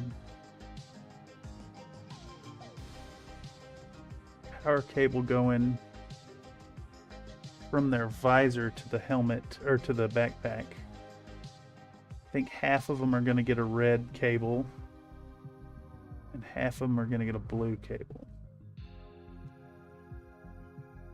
I might actually just do them all in a red cable, now that I think about it. Run this right here.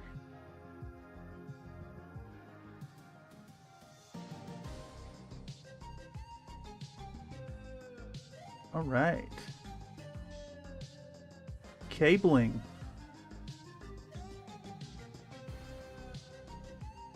Nice. All right. Now I've recorded and illustrated that for the video. And we can move on to the rest of them. She doesn't get one. She does get one. And we're going to do the red cable on the other one for this gal. The top one's going red.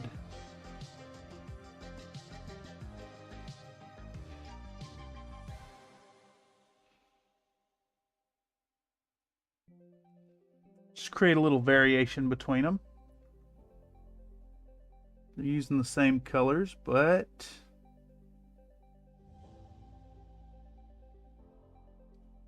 we'll create a little bit of subtle variation.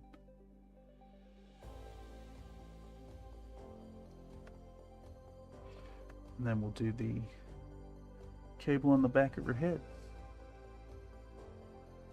Still haven't quite figured out what color I'm going to do the optics. Whatever color I'm going with the lenses and stuff, I think is going to be the same color I do for the for the Hunchbacks canopy.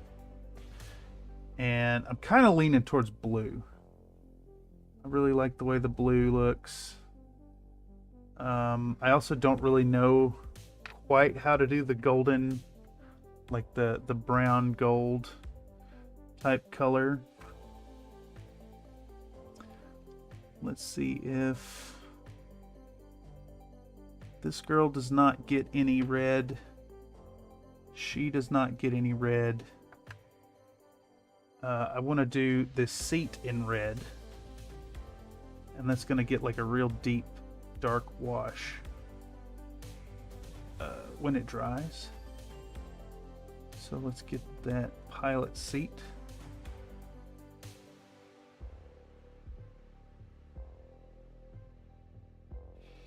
Honestly, the inclusion of Catgirls for this project kind of stemmed from just this. I wanted a pilot on the base, like I did for the Big Marauder. He might have passed 18 years ago, but Dad still finds a way to put me to work. So many reclaimed fasteners. Amazing. What are you working on at the moment? If you don't mind sharing.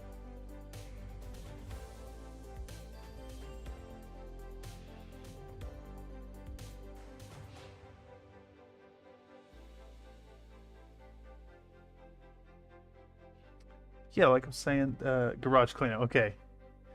Ah, yes, perfect. Oh, that's exciting. That means you're moving towards hobby time.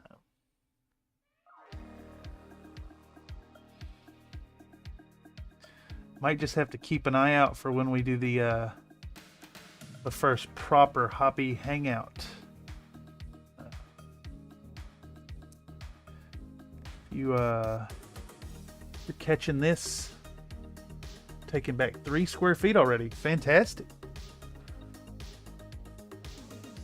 One of the things we're looking at doing on the channel is a proper hobby hangout where folks can hop on in and share their Discord camera, and we'll set it up where folks can come and do a community-driven stream and share with everybody what they're working on. I think it'll be a lot of fun. It'll be really engaging. And it's stuff like that which is really what this platform has been for. It's been building towards. I think it'll be a blast. Okay, who's next? This girl's Hellblaster. We're gonna go back to the bottom one here.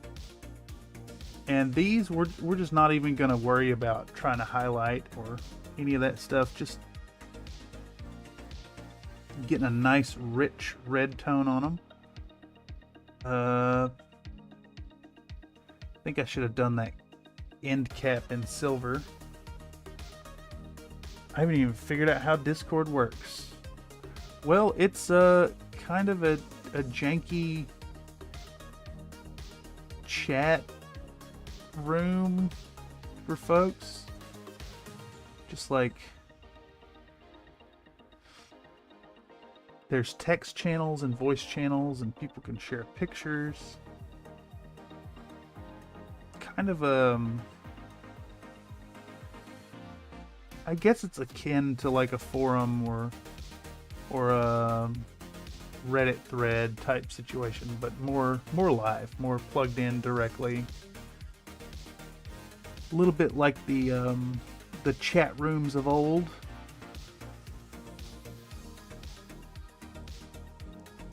What was the old messenger? AIM. Char's Fist. It's easy, way better than TeamSpeak. Oh my god, TeamSpeak, throwing it way back there. It's, you know, Discord's not the best, but it is kind of, it's kind of good for what it does. Like certain things are a headache to do, but I ended up getting it and downloading it for a D&D group a couple years ago, and it was great. We got in Discord for the voice chat, and then we played through Roll20.net. And that campaign went on for like 2 years. Couldn't even tell what I was looking at. I'm sure there's a bit of a learning curve, and then of course, like, you have to actively join communities.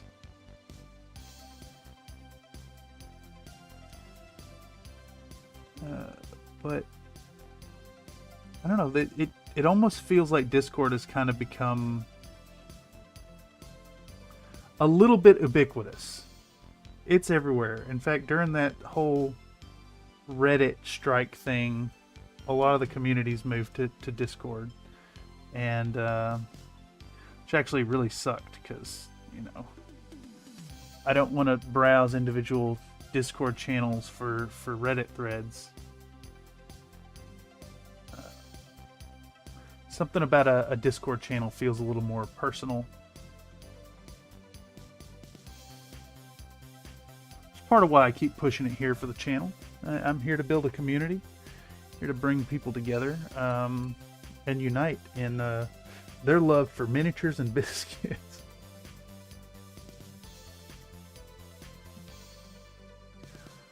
All right, so I think this next girl, we're just gonna keep going down the line with the changing them up. We'll do this one on the top.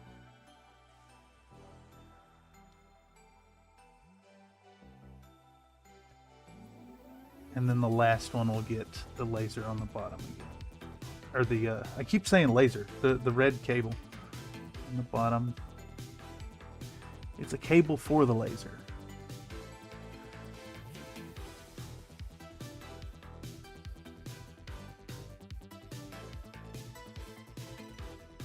All right.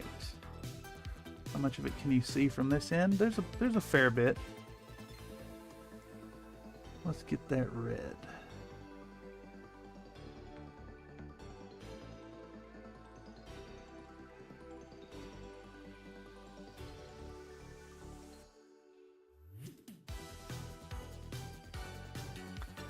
And this one gets, I left out the antenna on that girl. Gonna have to correct that. She gets another bit of red coming up the cable back here. Very simple paint job, very quick and effective. And then what did I say on this last one? She's getting the cable on the bottom. This is my favorite sculpt of the Nyokin Catgirls, by the way. I love these helmets that have the ear protrusions. Thought that was really fun.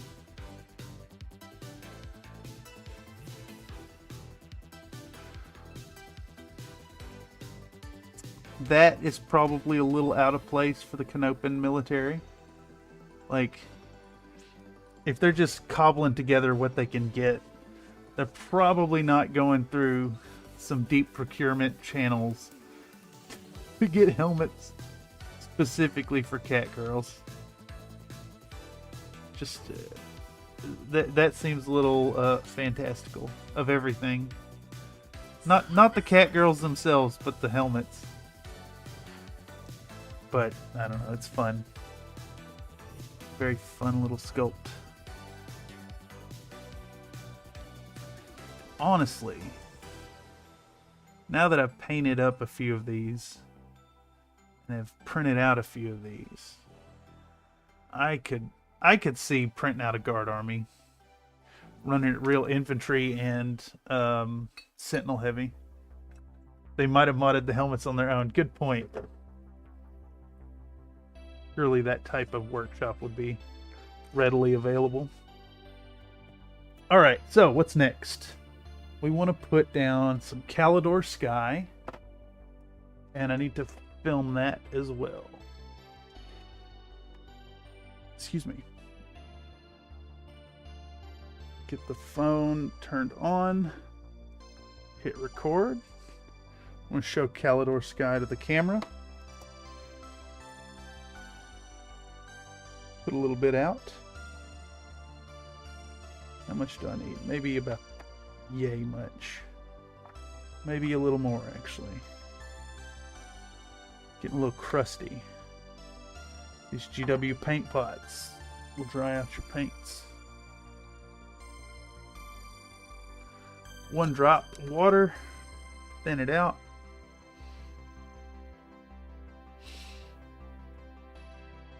Mix it up.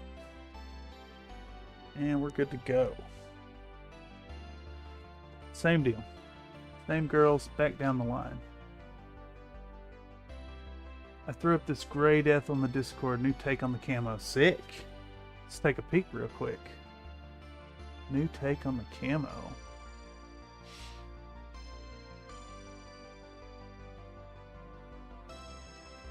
Battle Tech. Ooh, I like this. Well, let me get zoomed in on that. Your use of the little white dots inside of the bigger patches are great. Is that free-handed unit logo I'm seeing there as well? Yeah, those look great. I like the choice of red for the cockpits as well. Fantastic work. Thanks for sharing.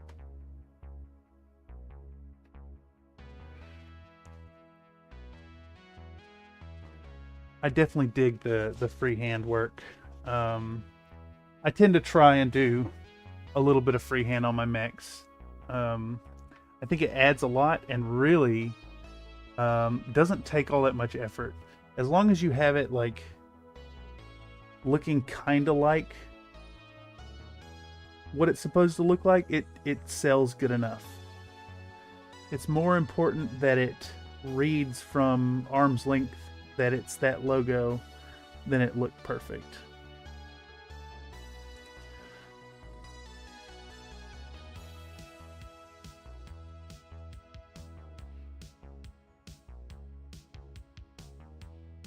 I did a set of Free Republic Revolutionaries. They're in my Building a Battletech Lance Part 1 and 2 video. And those logos were just like shapes in the colors that they were supposed to be that kind of evoked the symbol. And it works. It's just like, you know, good enough. And as I say again and again, good enough is good enough, and that is a hallmark of the channel. Alright, we got a little bit of blue there. Let's get cleaned off. Alright. And now we got cables. Cables on 1. It's enough filming for it. Moving on down the line. I hope I get better at the emblems, but I can't see as good. I'm going to start using a Micron 005 for those. Yeah, that's probably not a bad idea. And the ink in those doesn't bleed like a Sharpie does. Sharpie ink will bleed through acrylic paint. And I found that out working on some bases for my Hockey's Lom. I used a base on a model that I had traced a Sharpie around the edge to do some cutting on a project, and my blue Sharpie kept bleeding through the finished pink paint. It was distressing. But you shouldn't run into that problem with the Micron. Okay, another one down the line.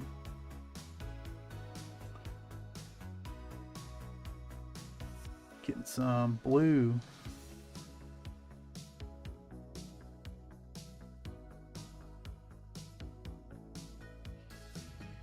Now, I'm still not sure if I'm gonna oil wash these girls or not. I might just use some Agrex Earthshade, maybe a little Nuln Oil, something simple. Correct my mistake here.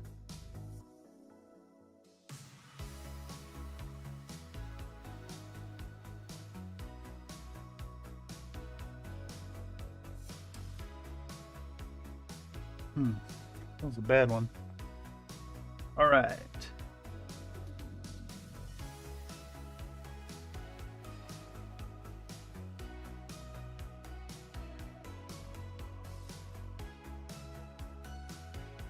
Now with thread.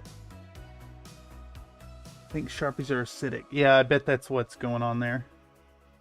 Microns, yeah, microns are great though. You shouldn't run into any issues with them. Really stable stuff. Works well with acrylics.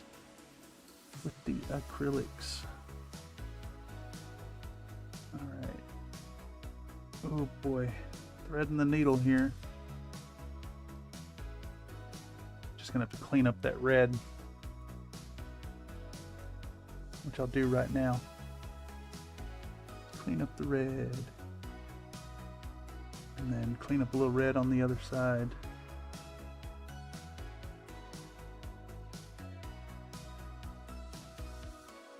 Yeah, pow. Looks all right. It's good enough. We got 2 more girls who need their blue, and then what's left after that? This one never got any green on the butt of her gun. One of them needed a correction. This one never got any green on her gun. So I've got 2 weapons to correct, 1 antenna to correct, and then from there we're looking at picking hair colors. I think, yeah, hair colors first, and then we'll do the cat colors. And depending on where we're at, might put us in a good position to call it for the evening. Maybe not. Not really sure. I think I'm kind of aiming for the 4-hour window on the paint sessions.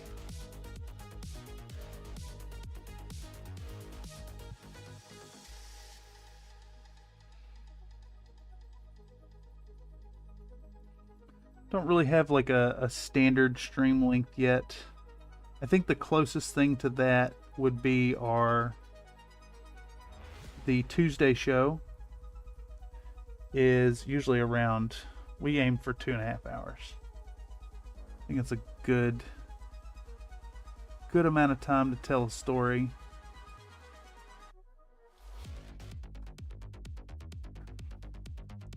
Or go through a single quest or something in a game. I'm thinking MechWarrior 4 in a minute. Hell yes. That is good stuff. Really good time. Still holds up. The graphics are a little dated, but it's good. I think you're onto something there. I played back through it recently myself, and it was still a good time. It's actually, MechWarrior 4 is why I'm so partial to the FedCom Civil War era. So what's MW4 is 3066? Sounds right. You're getting fun chassis like the Hellspawn and the Chimera, and there's the Thanatos is in there. The Owens. The new one is 5, yeah. New one is 5. Which I've played a bit, but haven't beat it yet. if you could even consider there being a point that you beat that game per se. Oh, that's the one. Okay. Yeah, it's almost a perfect game. It had a few problems that I didn't like.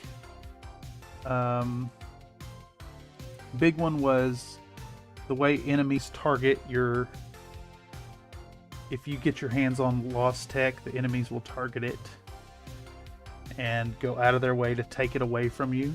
So like the most offending point of that happening to me was with my LBX-10 autocannon, and just like the enemy would target that spot and try to take it away from me and force me to play with a regular autocannon to a crazy degree. Like the AI would sacrifice themselves. They would die to kill that weapon on my mech, which makes no sense.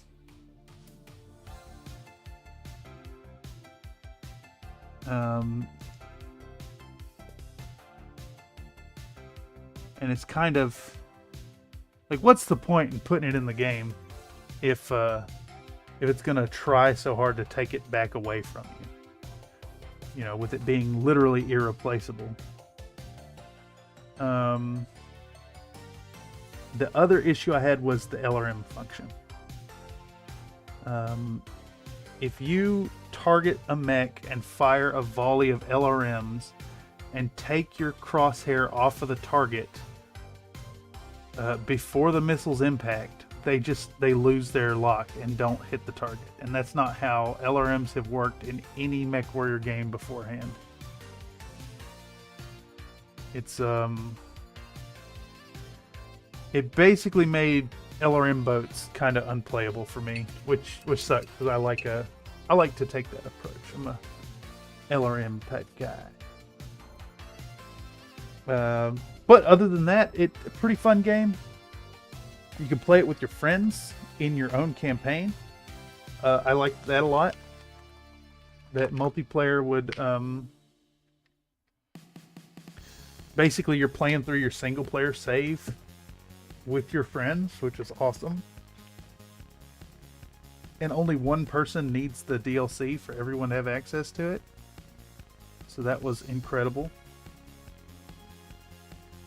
I ended up picking up a few copies for friends, and then didn't have to buy DLC for each of them. That was really good. Another thing where there's the whole where Discord is great. Log into Discord voice chat and play some MechWarrior 5.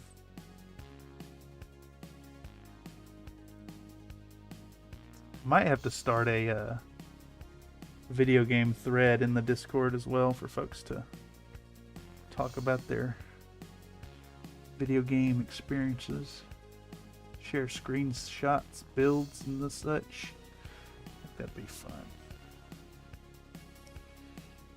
Alright, let's get this operating handle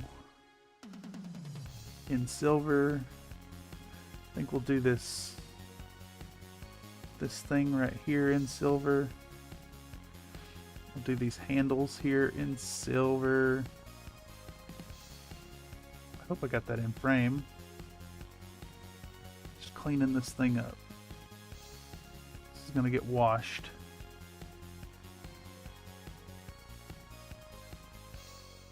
There we go. These little bits to break up the camo that's breaking up the pattern.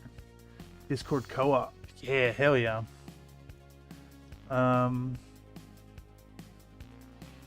Yeah, I'll when I'm done with the stream tonight, I'll set up a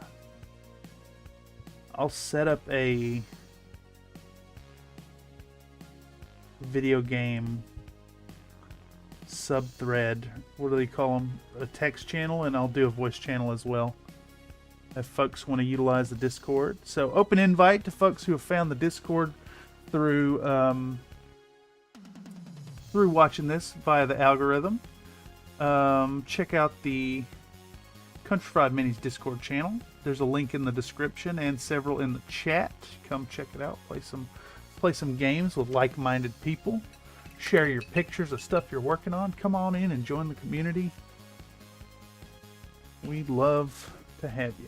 Don't forget to highlight the rivets and the wheels with a steely color. I think you're bang on. And if I could find my tiny brush, we're about to do that.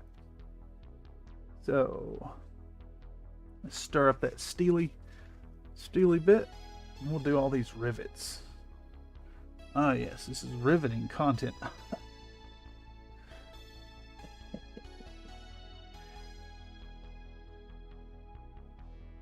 I might have should have used the duraluminum for this because it's brighter. But that's fine. We'll just go over all these rivets. I think this is another one of those places where this metallic paint shines. Actually, maybe not, because it's really thin, so it can be hard to control. But the flip side of it is that you just dab it on there and it's silver.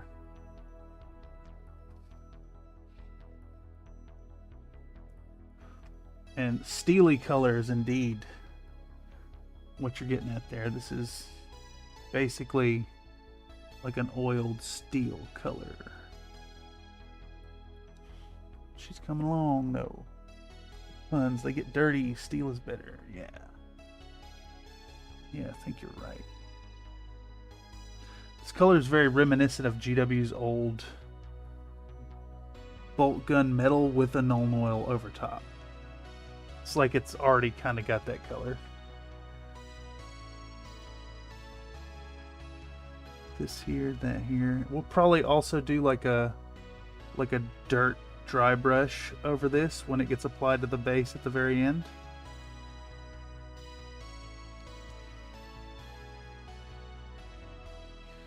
Alright, and then let's go ahead and do, I run the GW metals right out of the pot for that. Yeah, I think having a thicker paint is probably pretty good here. And some of them are decent coverage. I find that several of their metallic colors are just really abysmal. Although, to be fair, I haven't tried any of the newest formulations. I just recall that they changed up Nuln Oil, and I hate it now. Still a good color, but it ain't the good old stuff it used to be.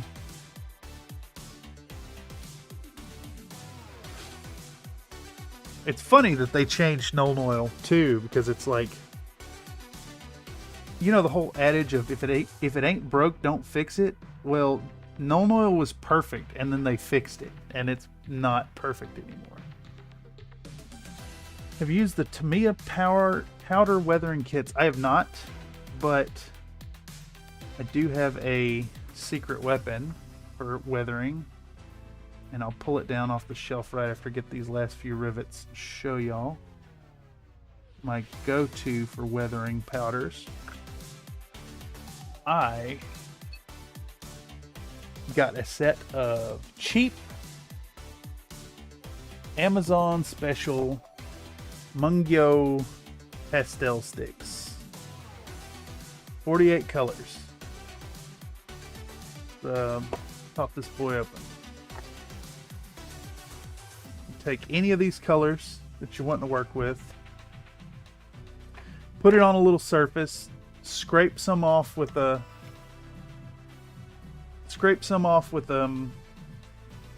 knife, with a hobby blade, and then apply it with a brush, and you'll get nice weathering results with that. It's well worth picking up. It's basically the same thing as weathering powders, just in compressed stick form.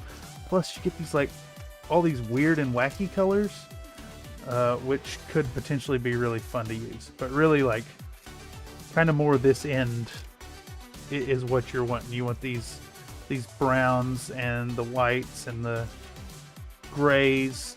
It's worth picking up.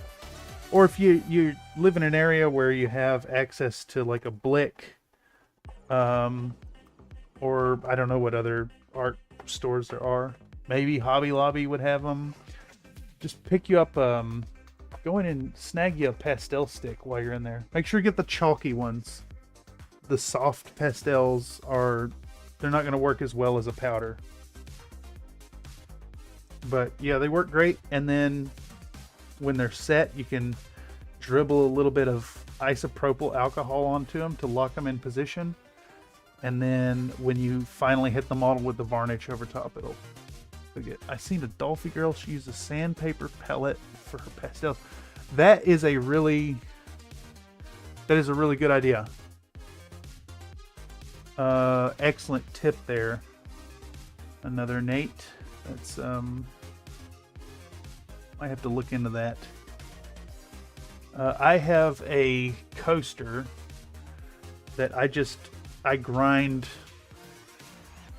on this, and then it's a dedicated surface to get stained up. I occasionally clean it down with alcohol every now and then. Let's get these rivets going.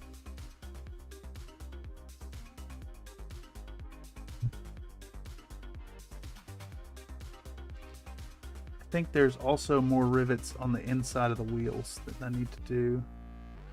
I mean, honestly, I don't need to do these, but they'll look good on the finished product if anyone deigns to look that close.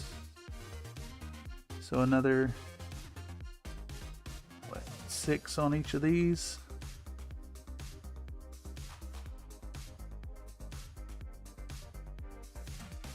And then this side as well. I'm not going to bother with any of the metallics on the underside of this gun because it's going to get glued down to a base permanently. Yeah, a heavy weapons team from the Dark Penguin. I think they look just fine. That'd look awesome on a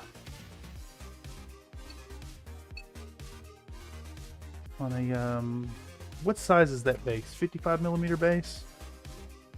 With the guard squadrons would be used, the heavy weapon squads. Rough ceramic, basically sandpaper. Okay. I could see that. Let's see, what's next? I left out an antenna somewhere. One of these girls is missing. There it is. She needs some silver.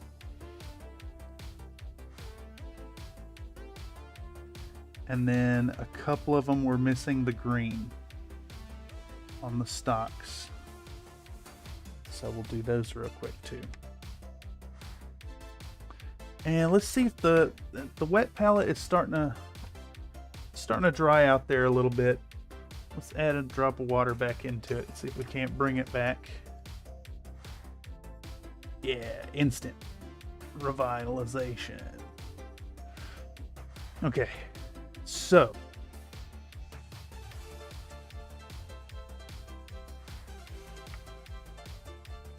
get these stocks painted in the green. I may have thinned that a little too much. Probably should have done that with medium instead of water.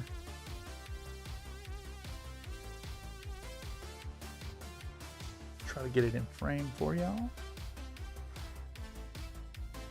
We are grinding along.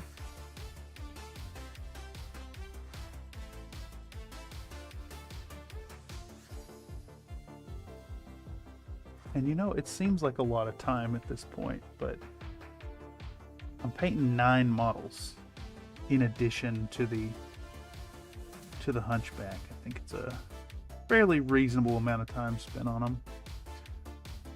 What? About 8 hours on the girls at this point. Something like that.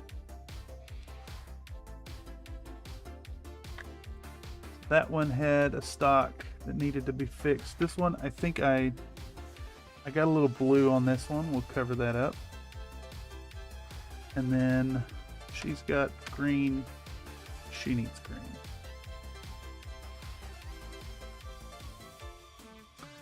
Okay.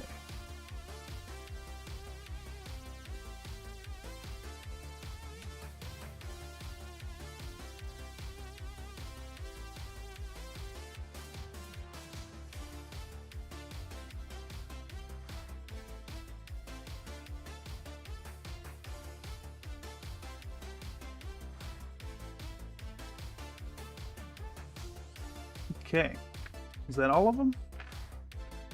Think so. Correct where I rubbed off the paint here.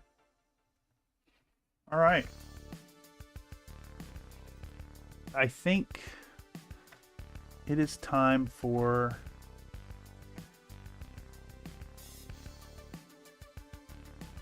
fur lining, maybe.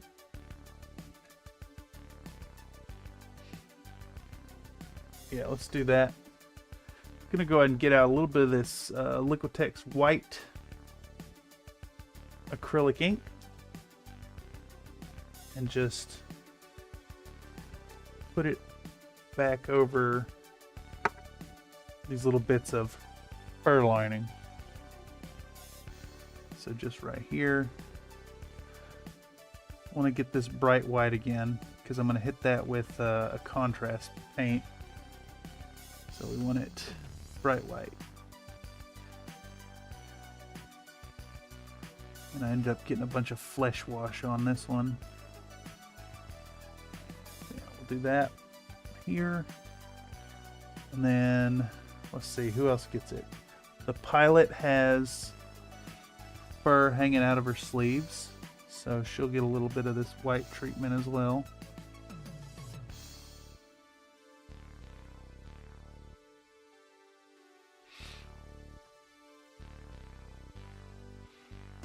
And then while this dries, we can think about hair colors.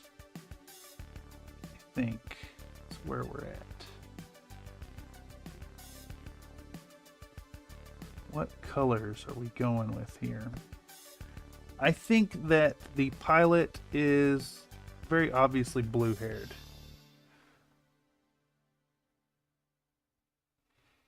She doesn't have any of the red-blue on her. So we'll do that as blue hair lady. And who else had it? This has fur around the neck. We'll fix that up right here.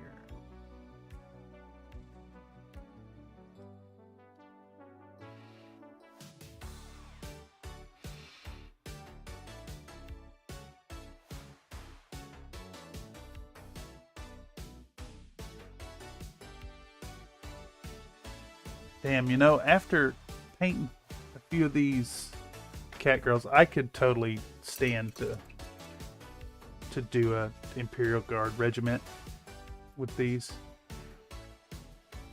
Okay, so we got the white on the what's going to get the fur. Yeah, and now we want. Let's see, do I just use some contrast colors to do the hair? Probably get away with that. Oh, she's got fur too. Let's do this. We've got fur on the bag here. Excuse me.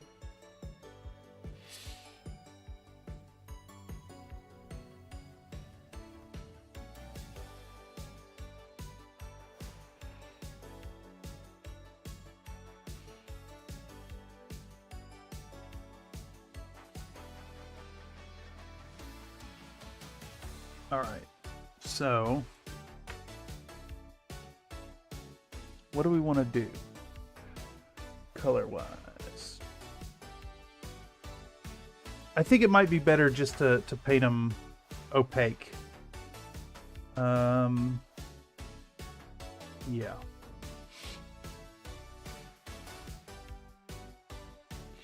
hit them with a wash at the end or something. Okay, so we need to film a little bit of this. We're going to start with this girl, this pilot gal. She's blue-haired. I see it in my mind's eye. She is blue-haired. I made it way too thin.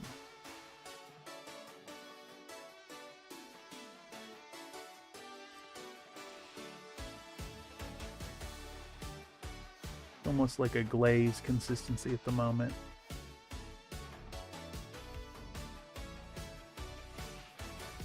Yeah, it looks all right too, actually, as a glaze.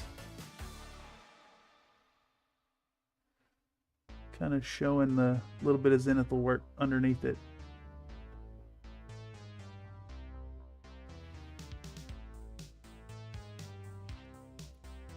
And we'll do the hair before we do the ears, because it's a deeper portion of the model. And when we go back and do the ears, we'll paint them in opaque colors that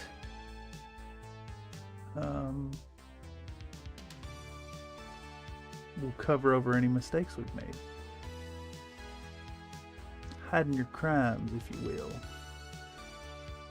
Yeah, let's do that there. Excellent.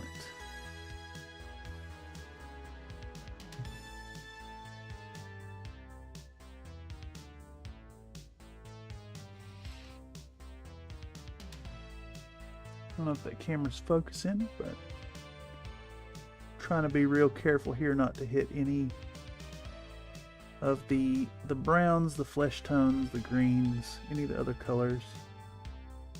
May have just got a little on the face. A bit right here.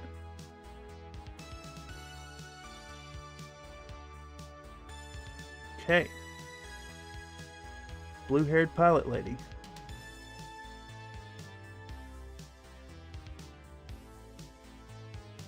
Excellent. Excellent. Blue hair. Who's next? I think I'd be remiss to not use this magenta that's already on my palette. So we're gonna thin it down just like with the blue and make basically a glaze out of it. Who gets magenta hair? I think it's this girl right here.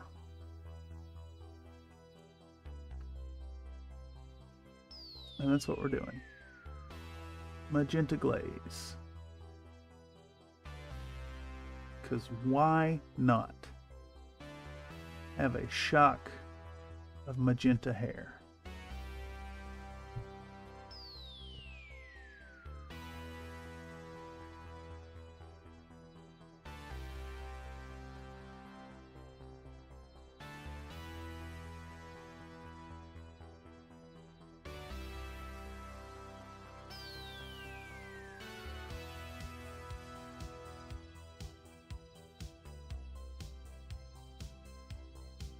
I tend to favor really bright colored hair too for my infinity models. Like my Layla Sharif model has. I did yellow hair and then I hit it with warp lightning contrast, like towards the roots, and it made like a green fade. Then I dry brushed the tips yellow and created like a lemon lime esque effect. It was really fun. Done the same with like a blue to pink fade, but I don't think I'm going to go through the effort of fading any of these. I'm just going to go with some bright colors. So, what's next?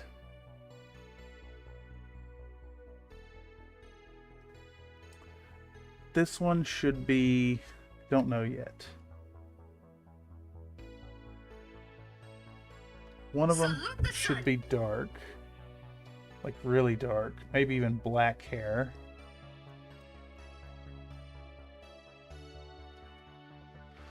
In fact, let's do that. Let's try some contrast colors now. How about Griffhound Orange on one? We all need to just start painting nails at this point. Big tips. Why not? I paint my nails while I'm working. I like to wipe the excess off of on my thumbnail.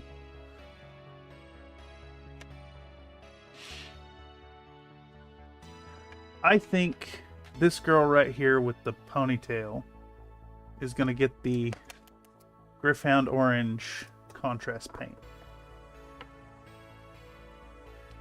Let's try this out. Right out the bottle.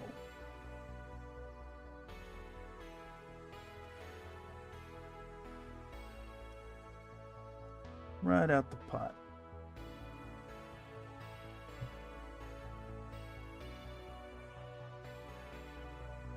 That orange is a fabulous contrast to the green.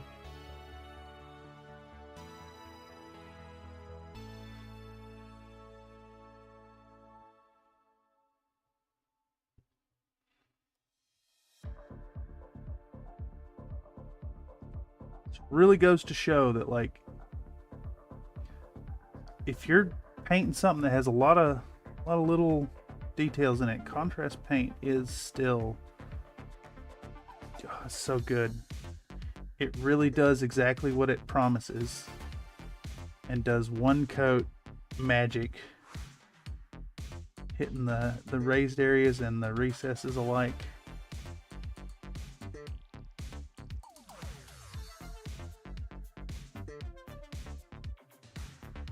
And with hardly any effort at all. This girl has orange hair.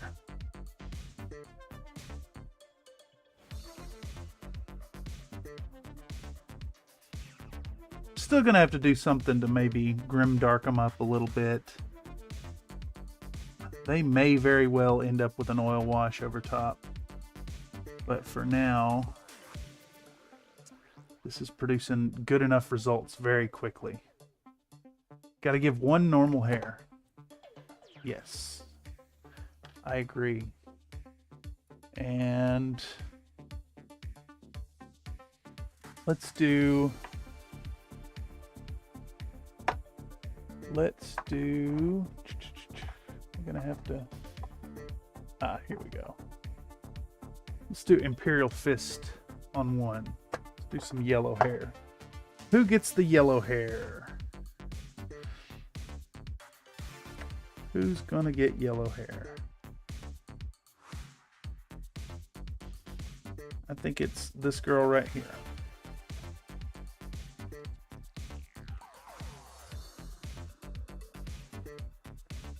I have been really enjoying this Imperial Fist yellow. Great coverage.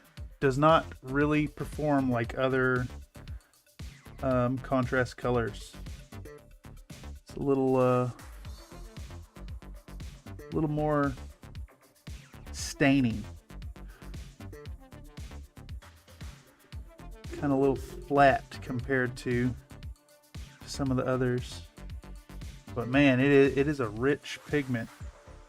I've seen people use this through the airbrush and get like spectacular yellow coverage out of it. I think there's some value in that.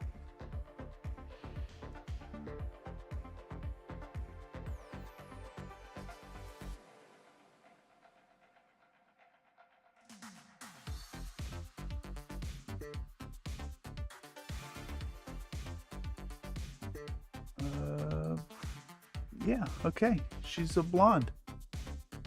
Okay, who's next? We're gonna do... Let's try Nasdrag yellow on one of them. And I think it might be her. Yeah. Let's go with the Nasdrag yellow here. More of a dirty blonde type color. Might be too close to the brown, honestly. Should have thinned it, perhaps. It's fine. This is where we're at. This is what we're doing. Good enough is good enough.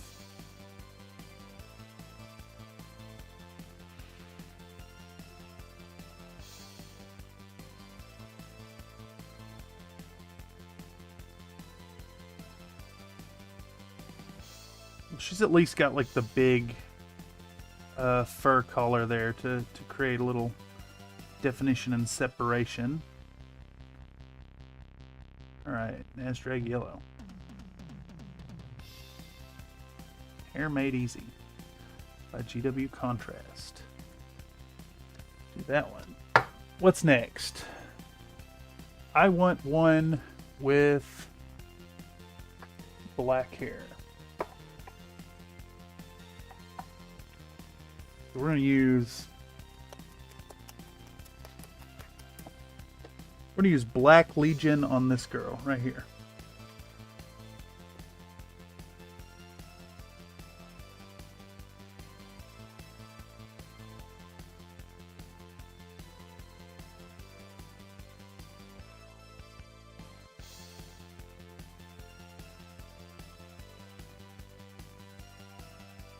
And then, of course, there's a whole nother layer of like trying to pick the cat fur color to have a nice contrast with their hair colors. Like, I can't really just put black cat ears on the one with black hair. She might, that won't do well at all. She might end up being a gray tabby with black human hair.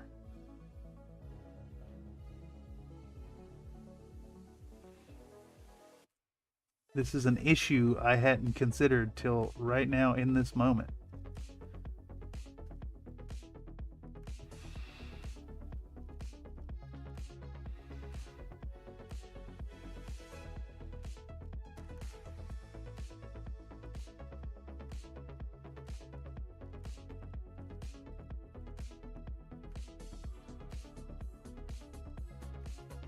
That's fine. That's what this whole process is about. Alright, you're a lady with black hair. Probably gray cat ears.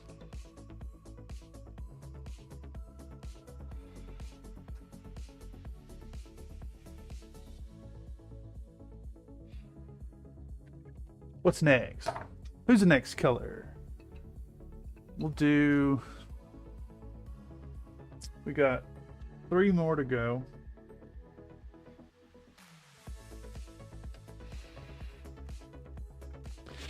Can I get away with just like a shock of red hair? I'm gonna try it. Let's go with Blood Angels Red on this one. Blood Angels Red.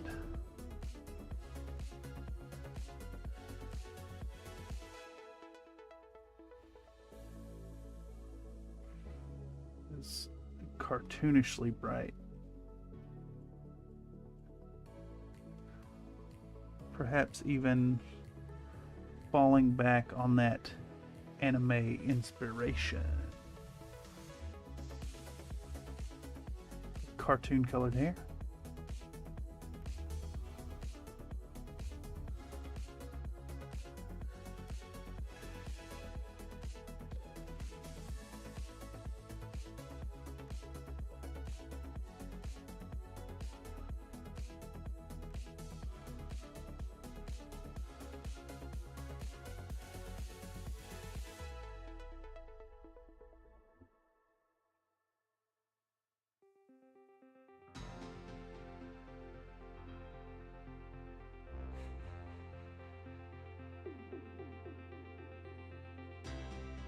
Okay, red hair. Worked better than I thought it would. Thought it would be a mess, but looks good enough. Just got a little bit on the front of her head under the goggles. See if I can't get that. Yep, there we go. Red-headed lady shooting an autocannon. What's next? What's the next color? We're gonna go Magos purple. So I got two more. One has this like wedge cut and one has hair peeking out from under her helmet. I think this one right here with the helmet on will get the purple hair. Not to be confused with the magenta hair, because it is a different color. She's purple hair. Do this one. And Magos purple.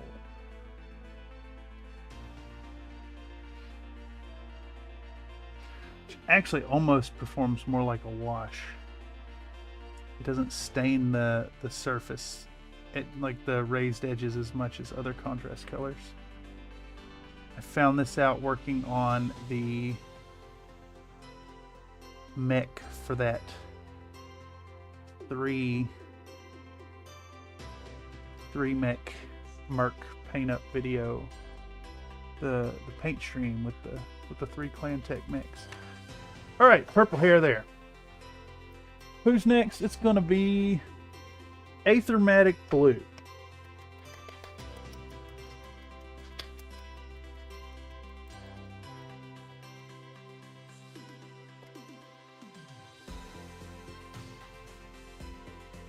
And this lady's going to get Aethermatic Blue hair. They all have unique colors.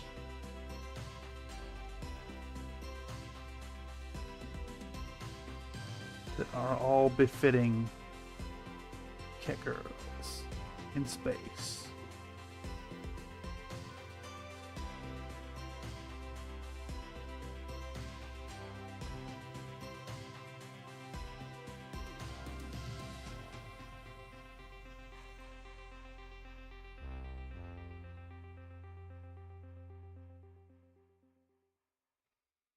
Got some weird stuff going on with the sculpt here.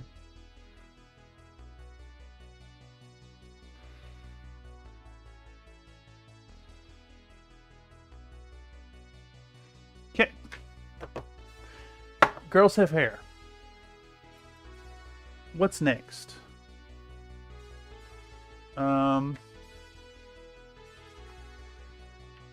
What is next indeed?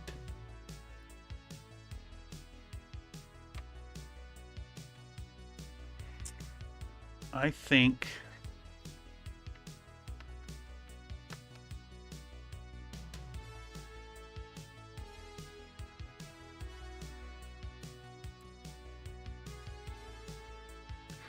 we'll do the white on the fur, maybe.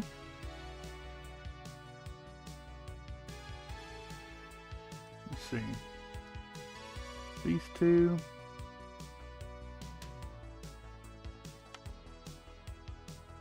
These three, these four. Okay. Do the Apothecary White contrast. Maybe my favorite color of contrast paint out of all of them. It's actually the color that got me into using contrast paint. Is this light gray Apothecary White tone. Looks like it ain't focusing. Either. Come on, focus, buddy. But anyhow, the Apothecary White is just the sneakiest, cheatiest, easiest way to paint white I've ever experienced. It provides just enough staining to help your areas read as white. Like, so for instance, on my 15th Arcturian guards, they are painted solid white. You hit them with the apothecary white, and then you go back and you highlight maybe 5% of it, like around the top of the head, the top of the center torso, etc. And this stuff just does so much heavy lifting. Okay. What's next? What's next? I think what's next is picking cat colors.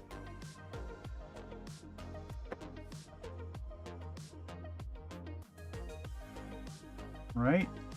Cat colors.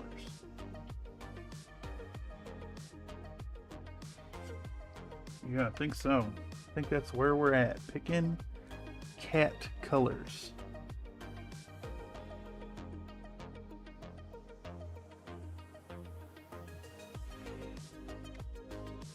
Well, let's see. I think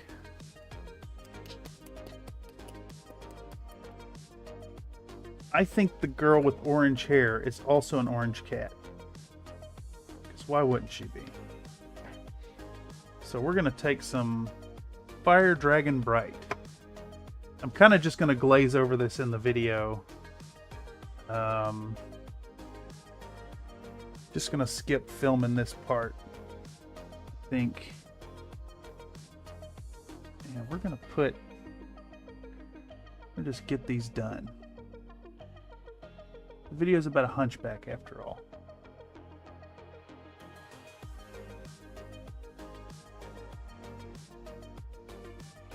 If I spend too long filming up every little part of working on these girls, all of a sudden you're dealing with a 40 minute long video. And that just ain't gonna do.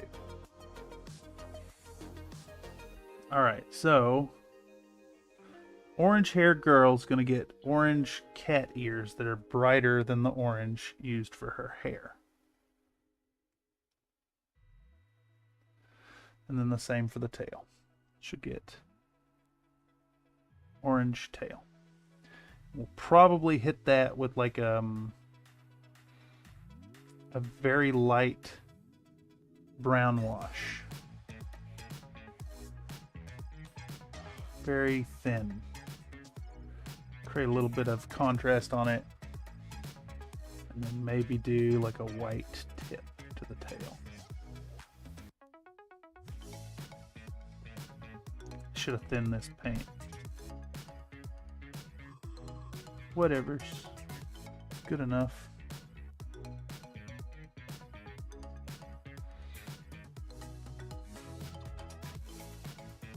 Fire Dragon Bright.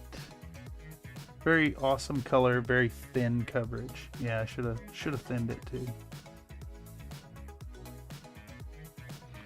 All right, we'll set her aside to dry while we move on to the next one.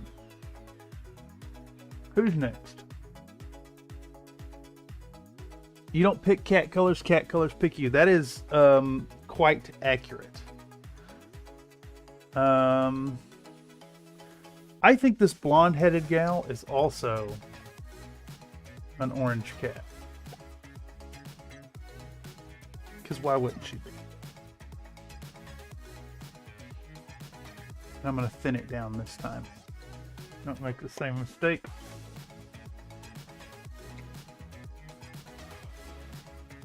She's also going to be an orange cat. I still need a little more paint there.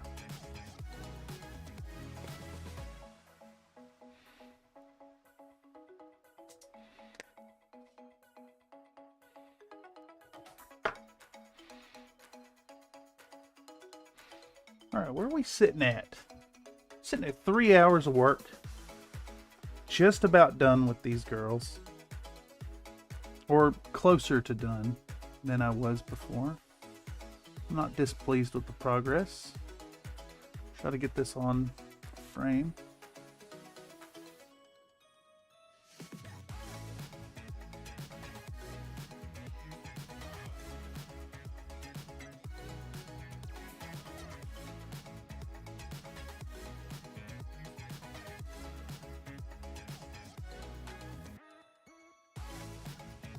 And we'll do the same thing. After we get a couple coats of orange on her, we'll hit it with a very light brown wash, which will give a little depth and bring this insanely bright orange down. Same technique I used on the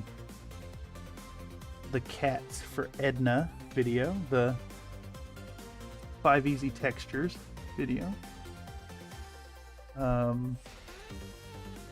In my opinion, the best piece of content I've put out so far. Video was really fun, got some good tips, and it was a fun paint up. It was a chronoscope model.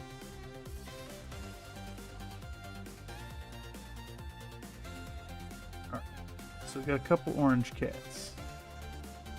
Orange cats. Who's next? Blue-haired lady. Blue-haired lady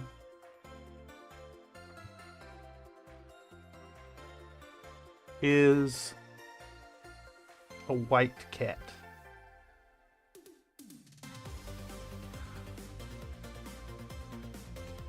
So we're going to go back to our white ink and start coating this up. It's going to take a few layers to cover over any of the mistakes before. We'll probably hit that white with a blue wash and create like kind of the same white effect you'd see on like when you're painting up wings. So a blue that goes up to white, not a gray. Alright, and this aqua colored gal I think is also gonna be, no, I think it's too much there. What color cat are you, gal? What color cat are you? You're going to be a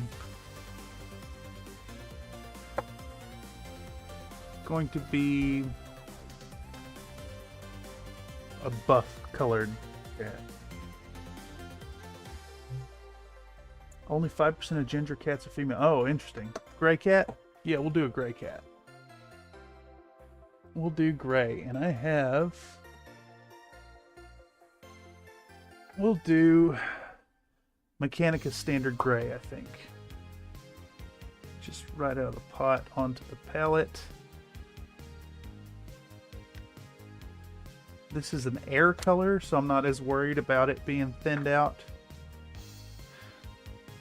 Though I can hear folks in my mind screaming at me to thin my paints.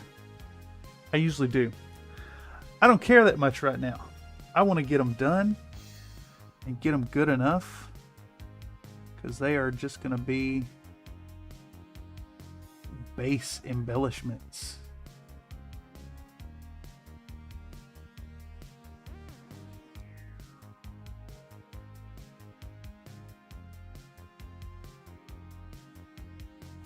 Alright, gray cat. Gray indeed. She'll probably get white tips to the ears and a white tip to the tail, but we want to start with the base coat first. Just get it on there. Gray cat. She's also, her tail is a little less fuzzy, a little less textured than the others.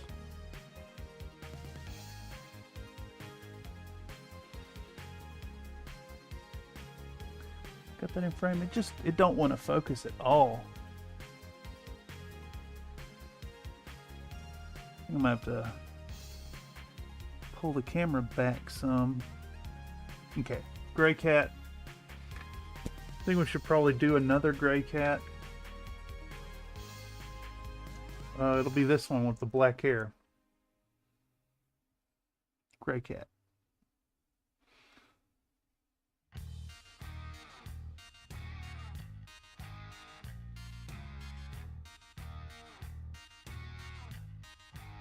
I was thinking about doing some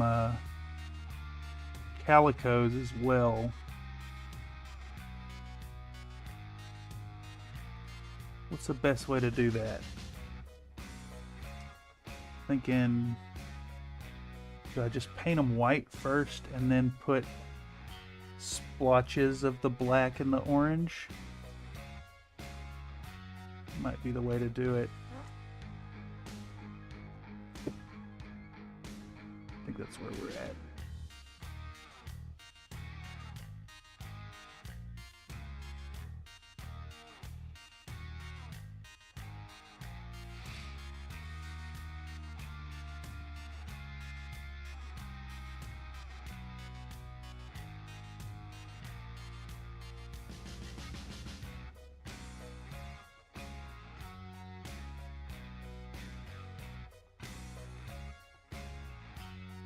Okay, base coated.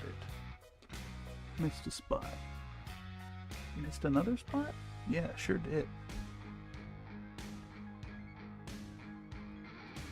Okay, so that's 5 of them coated so far.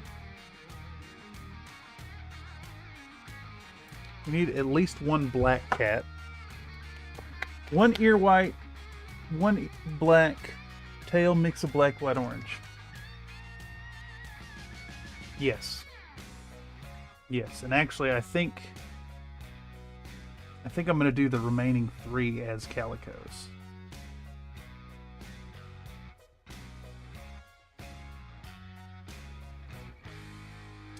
This one, though, is going to be black. She ain't got no ears that are exposed. It's a black cat.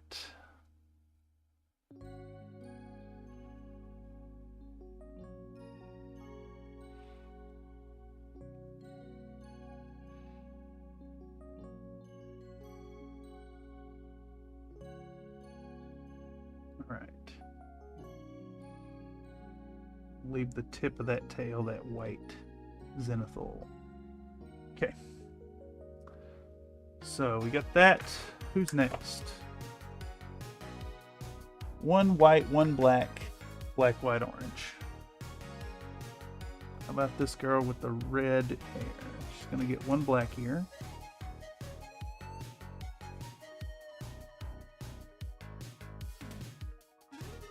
And then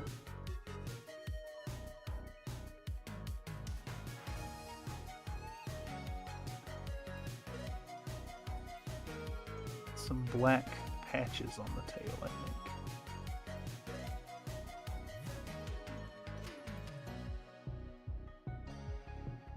Alright. And then this girl will get the other ear as black.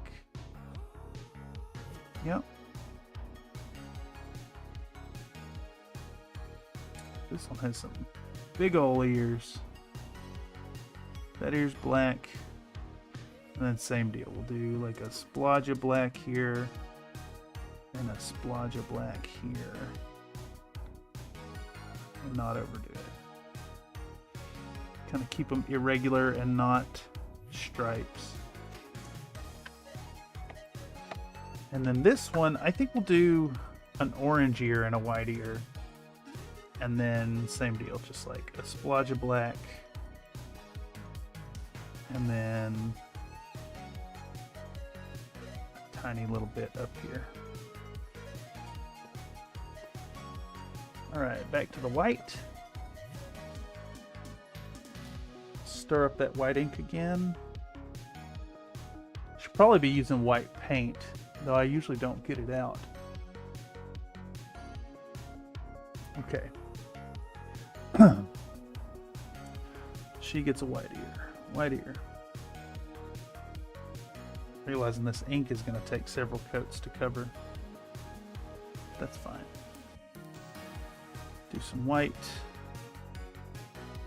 Do some white. Leave the rest for orange. And then this one as well. She's going to get a white ear. White. White ear. She'll get a whole bunch of white on this side. Kind of wrapping around.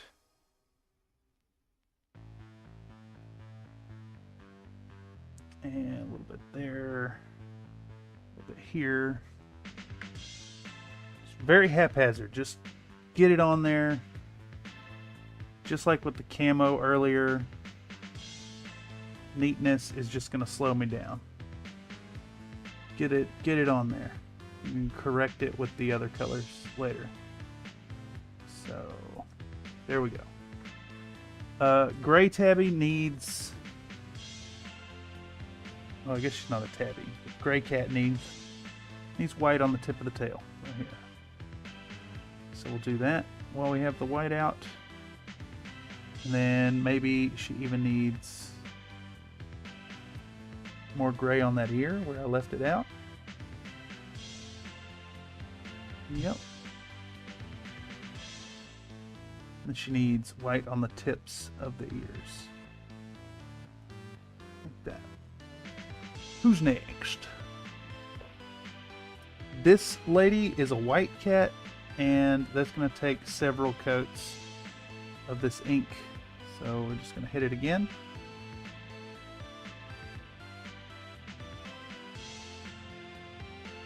Same with the tail. Real thick coating of this stuff. It's real thin, so it's gonna like cling to the surfaces anyways.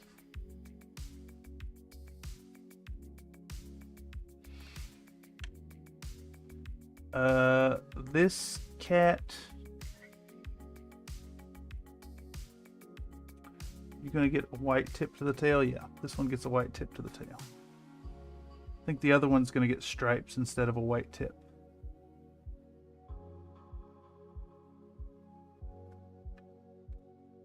Gray,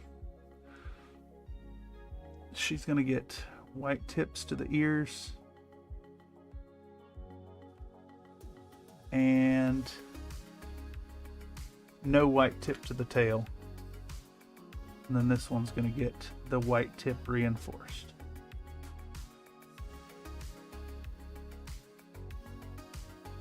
Okay. And then she's gonna get like darker stripes instead of white. Okay. I think the calico girls need a little love. So we're going to go with orange ear on this one.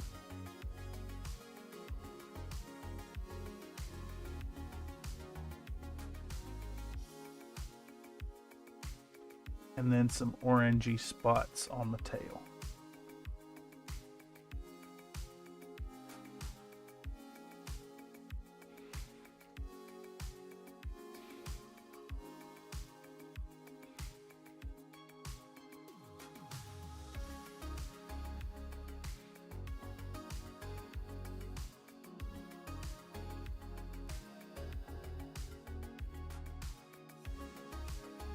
A little more orange right here.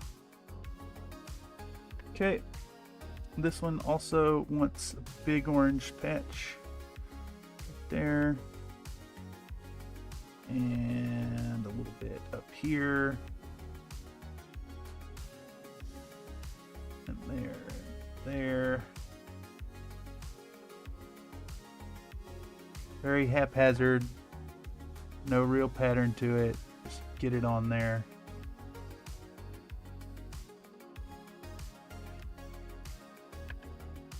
Same with this one. A little bit here, a little bit there. It's going to take a few layers to get it right anyways. There we go. And these will get coated again. And I think we're at a stage of just like a whole bunch of rinse and repeat. And I'm about to hit these girls with an ink wash once I get a few more layers.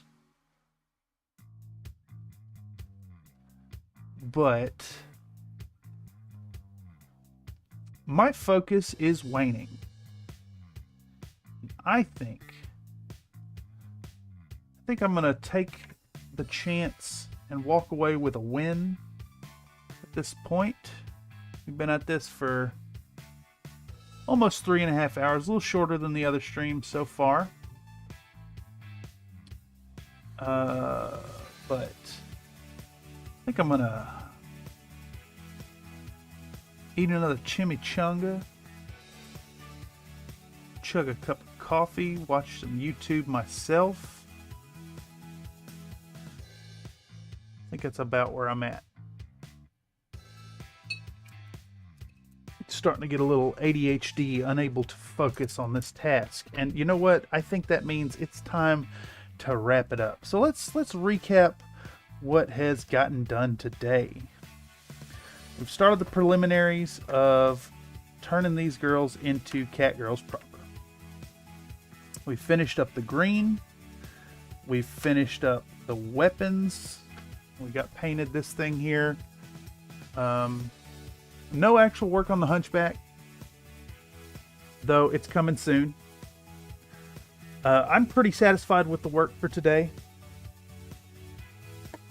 But I tell you, it's hot in my apartment. I can't focus. I think I'm done for the night. So, I want to thank y'all for joining me today. We got some serious progress in. I'm going to do a little more work off camera. I think if I stream anymore on the Hunchback project, it's going to be maybe more dedicated to the Hunchback itself. I may do another stream. Tomorrow is the Cyborg show. It's the Tabletop Tuesday, same time, 6 p.m. If y'all want to stop by and check that out and bless or curse the party with re-rolls, please by all means do. If you come in and you say re-roll in the chat, and get it in right before anybody rolls a dice, it has to be re-rolled, whether it was a success or a failure, whether it's me rolling it or the party rolling it, whether it helps or hinders. Come on in and mess with the party. It's going to make it a blast. A reminder, I think going forward, streaming is going to probably be about this time. We'll do the 6 p.m. PST. I think is a good time frame for me. Whether we're going for 2 hours or 3 hours or some kind of insane 8-hour sprint, which I may do another marathon in editing up the video for the Hunchback. But we're at a place now where the finalization of this project is going to start. And anyhow, I want to thank y'all for joining me today. As always, I want you to remember to be happy while you're painting, and to remember that your participation in these live streamed episodes brings me great joy, makes me happy while I'm painting. So thank you humbly so much for folks being here. If you've caught this through the algorithm and if watched through, thank you so much for your watch time. And if you weren't here live to participate in the poll for the day, let me know in the comments down below whether you think the BNC-3E Banshee or the CHG-1A1 Charger is the better brawler for the Inner Sphere. Let me know down below. If you want to support what we do here on the channel, please consider becoming a member. It starts at 99 cents. We'll get you a badge next to your name as well as access to biscuit-based emojis. And of course, finally, as a last note, if you want to get more involved with the community and share your own works, because we'd all love to see them, head on over to the Discord and sign up. There's a link in the description down below. And of course, as always, huge thanks to the folks that were here to keep me company. I regret to be walking away at this point, but I cannot focus at this point. And I think I'm going to call it for the evening. So, lots of love. Take it easy, and I'll see y'all tomorrow, 6 p.m. PST, for the second episode of Cyborg with the Boys. TTRPG Tuesdays, twice a month. Keep an eye out for more streams. We're probably not going to do this everyday nonsense, but, 6 p.m. PST, we're going to keep them rolling. These streams are fun, and keep an eye out for more full-length content. Anyhow, take it easy, y'all. See you around next time. I can figure out how to do this thing. Bye-bye!